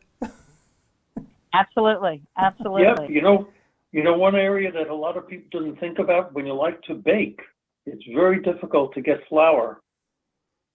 King Arthur is out of flour. So for the bakers out there, I have to laugh, Paul. When you said if you like to bake, I thought you were going to talk about something else, and I was going to be surprised. Not that kind of bake, Gretchen. No, Oh my gosh. no, King Arthur is out. Well, you know, we do have a topic on ODwire, the lighter part of COVID-19, to try to find some humor in this tragedy, and you know, people are putting in their favorite recipes. And as a matter of fact, Ed, you're missing. Your mom has made stuffed cabbage. Really? Yeah, you know, it was always a rivalry between my Hungarian mother and my Italian wife, and my mother never thought an Italian could ever make stuffed cabbage. But I can assure you, our stuffed cabbage is far superior to the Hungarian stuffed cabbage. So, oh boy, there we have it. But you're not going to be able to taste it because you're banned from the house. Yeah, I know. I mean, that's. You could do curbside pickup, Adam. That is true. That is true, because I know that you guys are getting delivery, and so you will accept strangers coming up to the house, right? Well, yeah, but we tell them, we put a big sign on the door. Just ring the bell and leave it. We don't come to the door until it's gone. And then we have this trauma of how long does the virus last on paper? That's always the issue. People aren't very clear about that. As a matter of fact, go ahead. I think you need to put a container of stuffed cabbage out by your curb for Adam to come pick up. Yeah, you should be nice to me. I'm going to suggest it before we put it into the balance into the freezer. As a matter of fact, Trevor Noah had on Dr. Fauci. He was so smart to have him on because basically these late night shows get a much younger audience. And he was able to really answer a lot of questions that people have. Basically, that's one of them. How long does the virus stay on paper? What's the answer? Try to reassure the audience it's not nearly as dangerous as one might imagine. Right. By the way, I want to show everyone something. By the way, so since you were mentioning King Arthur, this is what one does with King Arthur flour. It's that. How do you like that? Everyone take a look at their screen and just be amazed and in shock and awe. So I was able to actually get King Arthur flour, and I, for the first time ever, baked a loaf of bread. Okay. Do you use the no-knead method, Adam? So this is Ken's Artisan Bread. Ken Forkish, I used his guide. And so basically his thing is all about just using your hands to make bread. There's no dough hooks. You just have to lovingly caress the bread and fold it twice. And that's how I do it. Yes, I made that. Adam. Yes. My dear good friend, you need to follow the no-knead bread recipe, where you don't do anything except turn it a couple of times, and you have a couple of rises, and you let the rise do all the work. Mm-hmm. So do a little googly Google on no-knead bread, and if you have a cast iron Dutch oven, it gives it a nice crust. That's what I used. This was within a Dutch oven. I swear to you, that's how I did it. Was it a cast iron though? It was not. It was enamel, because that's all I have here. Okay. Well, I bought a cast iron Dutch oven specifically for that purpose, even though I can't eat the damn bread. But Paul, I want to point out that if you are an avid baker, one is always fully supplied with enough flour, enough vanilla, enough chocolate chips, and enough baking powder and baking soda in order to meet any baking needs that might arise. Just a little word to the wise there. Okay. Good to know, but I'm not a baker. I'm an observer. I always delegate everything, and so cooking is a delegation. Good. So you're saying, Gretchen, just let the chemistry do its work. The yeast and the bubbles, they make it rise and soften, etc. And you don't do anything kneading it. No knead. You have a couple of quick kneads, but you have two very long rises that allow. Yes, and the dough does its own work. It was a big thing about 10 years ago. I think it was Mark Bittman, perhaps, New York Times. Do a quick Google search for no-knead bread, and you'll find it. And it's very easy, and it's very good. And you don't still need NEED. Just kidding. Yes, KNEAD. So everyone can feel free to come to me with their baking questions. I live to serve. Or actually, Adam, it could be me and Reed, because my good buddy Reed likes to bake as well. Well, it's funny actually. Do you know the supplies that we're using are the supplies that we had around for CUwire that we just never got around to using? So this is in That's essence, right, because everybody was so sick. Yeah, so this is your bread. So there you go. This was made in honor of you. Oh, well, thank you. I really appreciate that you make stuff I can't eat. Yep. God. But well done. Well done. I am quite impressed. That is a very fine-looking loaf, Dr. Farkas. It was, any bread after a week is good, right? So I could have made the worst loaf of bread in the world. We were all like, oh my God, fresh bread. Exactly. Yeah. But the best is eating it right out of the oven, hot, with butter on it. Oh my God. So let me see if Ben is around. I'm on. Oh, can you hear me? Ben is on. On our cocktail recipe. Yeah, Ben is here. I've actually enjoyed watching and listening to you guys talk about bread. It's a nice distraction from the other stuff I've been dealing with this week. So I'm sure. Well, you need to step up, Ben. You need to make some bread. Well, yeah, it's bread in the effect that you're talking about. Yeah, different kind of bread. So Ben, let me just introduce let me introduce you, Ben. Let me introduce you because for people who don't know you, I don't know who those could be at this point. You've only called in a million times. So Ben is the Vice President of Eye Care and Chief Medical Officer of the Acuity Eye Care Group, right? Or you have a new name now, right? We do, yeah. It's now AEG Vision. Yeah, so your caption is outdated. I just pulled it from whatever I had from the old days. So AEG Vision. So because everybody likes an acronym for a company name when they don't know what it stands for. Well, now it just stands for AEG. We had to get rid of the Acuity Eye Care Group. So I was giving you a hard time. So we will ignore the caption. But so Ben, you are at sort of ground zero of private equity, and my concern when I heard about all this happening and looking at how revenues are tailing off and cash flow is going down the drain for a lot of people, what does that mean for private equity? Well, I think there's two parts to that question, obviously. So, what does it mean for our practices, which is a big part of it, right? And then what does it mean for the future in terms of acquisition? Yep. So, I mean, right. I know you can speak for your group specifically, but in general, I'm kind of curious, because I don't know how all these groups are structured, right? Like how many of them have taken on debt versus, ones who have no debt, and what difference is that going to make for people who, might have been looking to sell to private equity? Sure. So I think we all have debt. I don't think we're all purchasing with cash. We have a lender that supports us and provides liquidity essentially for us so that we can go out and purchase. But we are a buy and build. We don't store cash reserves. So clearly that's going to be an issue for us. I think all acquisitions, well, we know our acquisitions are on hold. We believe all the other groups' acquisitions are on hold. There'd be no reason to purchase a practice at this point, only to shut it down to emergencies and urgent patients. So acquisitions are certainly on hold, but our intent is once we get through this, we'll continue to purchase. Right. And I'm putting up on the screen right now again, so if anyone hasn't seen this graphic from Covalent, you might want to take a look or close your eyes actually if you don't like it. This is showing total exams by week in the United States, year over year, and you can see what's going on here in March. It's just, falling off a cliff. I'm scared to actually see what this current week will look like in terms of the number of exams. I guess the question is, once things open up again in a couple months, who's going to make the first move here? You think you're going to start acquiring practices again, or are you just going to hold off for a while? Well, I think all of us had acquisitions that were in the pipeline. I think those will probably happen pretty quickly, so we put those on hold. I think there will be a reevaluation period. There has to be. We have to see how people will recover from this.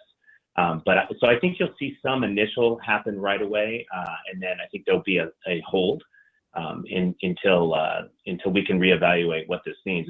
Obviously, the longer this lasts, the more potential debt a practice is taking on. Now that doesn't affect us. That debt's paid off when we buy the practice. But if the number of patients don't come back to a reasonable, normal number, whatever that is, in a quick period of time, I think valuations change. So we'll probably take a step back and have to reassess the value of practices. Right. Ben, this is Ben, Steve. I have a question. Good. Me first, okay? Basically, on April 1st, you have to make a decision about hiring back staff or keeping staff.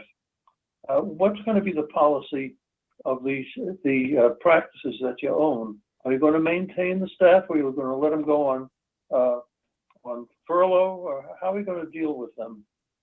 Great question. We're actually evaluating that every day. We meet, the executive leadership team meets minimum twice a day, sometimes multiple times a day to discuss this. We're working through with our lenders. Our intention is to keep everyone employed as best we can, so they maintain health benefits. And what that looks like, we don't know yet. We're still finalizing the details. But our intention is that we're going to keep everyone employed. And so we feel that's, number one, we pride ourselves, us in particular, as being very people first, and these are our people and our families. So it's important that we take care of them to the best of our ability. Plus, when this all is over and we can get back to, again, whatever normal is, we will need those people. So, we're going to do our best to support them and hope that when things come back to normal, they'll be right there supporting us, which we would expect. And this is going to be public. So optometrists can kind of take a lead from you. You guys know what you're doing. So when ODs have to make this decision, at least there's a company that's thinking about it that they can take their lead from. I'm not sure how public it'll be because we don't want to announce everything that we're doing, because if it does affect some people adversely, which it may, we honestly just don't know what it looks like yet. We would hate to have that be public. But the other thing is, we're just in a different boat. We will not qualify for most of the things that have just passed because we're a large organization, and we're one of the, we're the third largest. So, you look at my doctor and eye care partners, they're much larger than us. From what we can tell, all this that's passing through the CARES Act and everything is going to be for employers that have 500 or less employees. So we aren't going to qualify for that. So we're in a different boat than, say, the average private practice. And I don't know that what we do is something they should follow our lead, because they have to look at what's available to them through the various federal programs that are going to pass, that have passed and that may continue to pass. Good point. Yep. You don't qualify, Ben, for the 2.5 times salary if you keep them on board, loan or forgiveness loan, et cetera, because you have too many employees. Is that correct? That's our understanding. We're still evaluating it, but our belief is that we will not qualify for that. Right. One interesting thing, and this is more of a general business question. I don't know if you guys have seen what the Cheesecake Factory just said they're going to do or not do, but essentially they told the malls where they're located is they're not planning on paying their rent. They were very upfront about it, that malls, we're not going to pay you. And I wonder what that also means for these large groups now that don't own their own real estate. Do you have any insight about what people are doing? Well, I can tell you, for us, a lot of our real estate is owned by the practices we purchased. So, not all, of course, but a good number of our buildings were buildings that we continue to lease from the person who sold us their business, who is now an investor in our company. So there's an incentive for them to make sure that the company can be viable after we get through this. So we're working with them, and we'll clearly make them whole when we can. But we're certainly looking at that. But yeah, we have to maintain cash reserves just as any large business, actually any small business for that matter.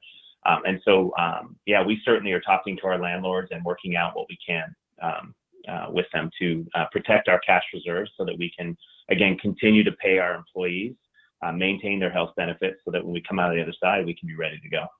Right. Yeah, and I wonder if it makes a difference between the different groups. You were mentioning size, that you're one of the biggest, and it is kind of an interesting position that you find yourselves in. Always it's been the case where the small business person was the one who was at a disadvantage for a lot of reasons, usually to do with scale. But have the tables turned in this case, right? Where suddenly the small businesses are going to get a little bit of a boost, whereas you guys are scrambling a little bit more. Maybe. The one advantage I think that we have is we have a lot of investors that are directly invested, so to speak, in our success, right? So we have a lender that doesn't want to see us go under. We have multiple large investors, including our main investor, Riata, but also JP Morgan Chase.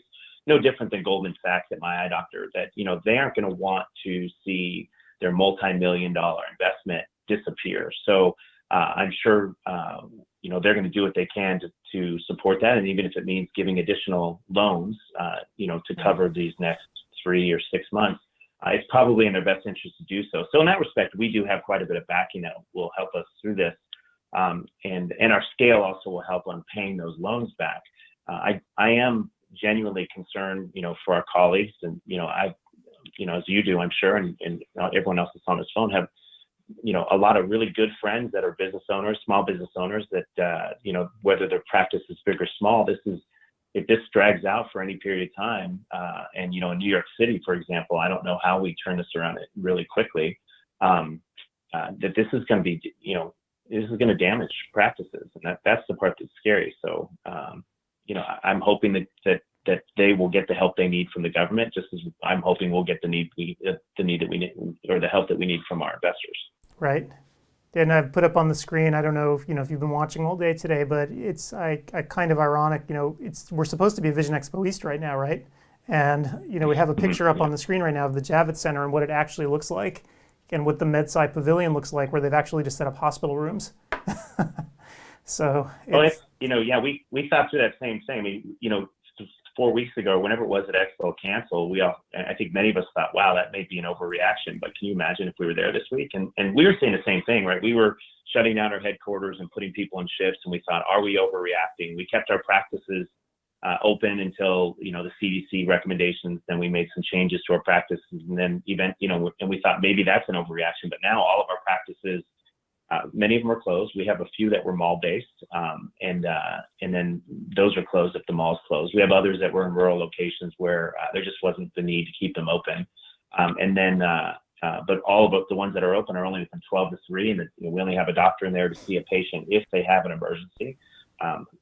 4 weeks ago, we would have thought that is overkill. So, the world changes rapidly now. Yeah, it is actually amazing. I'll share a little anecdote with you guys that, I've been trapped here for 9 or 10 days, because out here on the West Coast, this all hit a little bit earlier.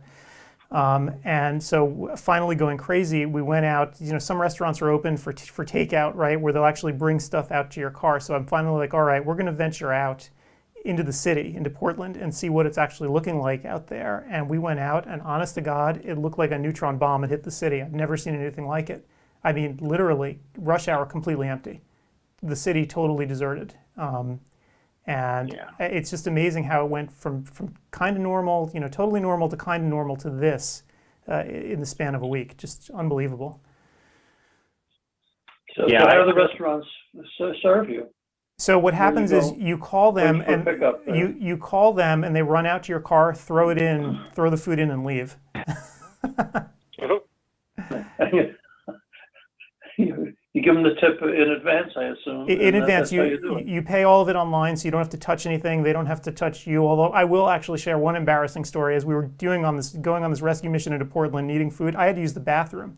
And as we're 3/4 of the way there, I'm thinking to myself, like, oh my gosh, there is actually no bathroom anywhere. So word to the wise: if you go out, you plan to get home quickly, because you will not have a chance to find a bathroom anywhere. And bring your own toilet paper. Did you find a tree, Adam? So fortunately, I scurried back here quickly, because there is no traffic, right? So you can drive at 100 miles an hour if you have an emergency. So. Oh my gosh. Oh. Then I have a question about the future. I know it's hard for you to answer, but you value practice on the beta, et cetera, and what they're doing in any particular year or years. Of course, 2020 is going to be a down year. Are you developing algorithms now to how to value that, or you have to wait for the practice and see how they come back to see what their true EBITDA is, and et cetera? I imagine we probably will. Really, right now so we shut down, and we, as was announced on Vision Monday, that we're going to continue paying our doctors and associates for the 2 weeks, which takes us to April 3rd. Right now, we're focusing on what happens on April 4th. and what we need to do to maintain that, and working with our lenders. But I would assume once we get past this part, and that, yeah, we're going to have to look at that. I think there's going to be a lot of things that change. Up until COVID-19, it was really becoming a seller's market. There were a lot of big players vying for practices, and there was only so many that really fit our criteria. So I think you were seeing numbers start to creep up in terms of multiples. And if you were the first in a state, and you can, even if you only had a solo practice, but you can bring together 5 or 6 of your colleagues, and maybe that represented 10 practices, and you were the quote unquote founders group, you may have even been paid a slight premium for that to get the private equity group into that state so they can build from there, and everyone else got a little bit less of the multiple to net down the overall multiple. I think what we're going to see now is a shift. We're getting contacted, I don't want to say hourly, but by a ton of doctors every day saying, can I sell? Because they either at a point now where they don't want to take on a bunch of debt to survive this. They might be close to retirement age, or they may just be at a point in their career where they just don't want to deal with these kind of headaches or the stress of having to survive something like this.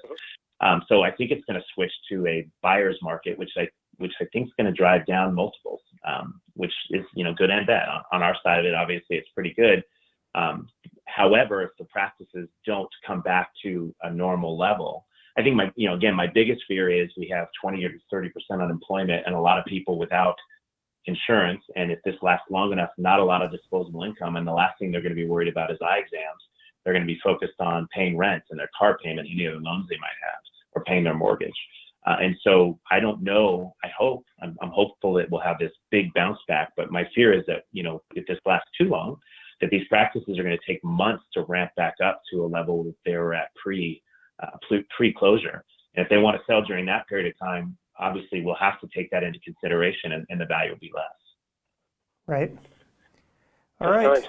Well, I guess, you know what, guys? It's here on the West Coast, it's 11:02. The summit is actually over. So hard to believe. We got through it in a hurry, but I just wanted to, again, thank Zeiss for sponsoring this, and I wanted to really thank everyone for coming out and listening to this. We've had over 2,200 doctors sign up for the summit, which is crazy. We didn't expect there would be this many people coming, so thank you everybody to showing up. And I also want to thank you guys for being on the phone today. So, it's a little bit lonely in isolation, right? So just having everybody on the conference call was really great. So, Steve, Ben, Gretchen, and Paul, thank you, so much for doing this. I gave up going to the beach. I gave up going to the movies. I gave up going to nice dinner, lunch. I agree. I gave up a lot. We all appreciate your sacrifice, Steve. Yeah. I have pictures of all. They're all magazines. All right, guys. Well, I'm gonna chop all of the stuff that we've done here over the past 2 days up and put it online, and maybe we can talk about it on the site. So I hope everybody has a good, safe few weeks, and I guess we'll reconvene at CEwire 2020 yet again on April 25th and 26th. We'll be back on the air, unfortunately or fortunately, for many more hours than this. So it should be a good time. And then, by the way, by the time you see me at CEwire, since I can't get a haircut, I'm going to look like a caveman by the time that starts. So it should be intriguing. Only get the Corona cut. Yeah. All right, guys. Get a hat, Adam. Get a hat. There you go. All right, guys. Well, have a great day, and to everyone out there on the internet, thank you for showing up, and we will see you on April 25th. Bye now.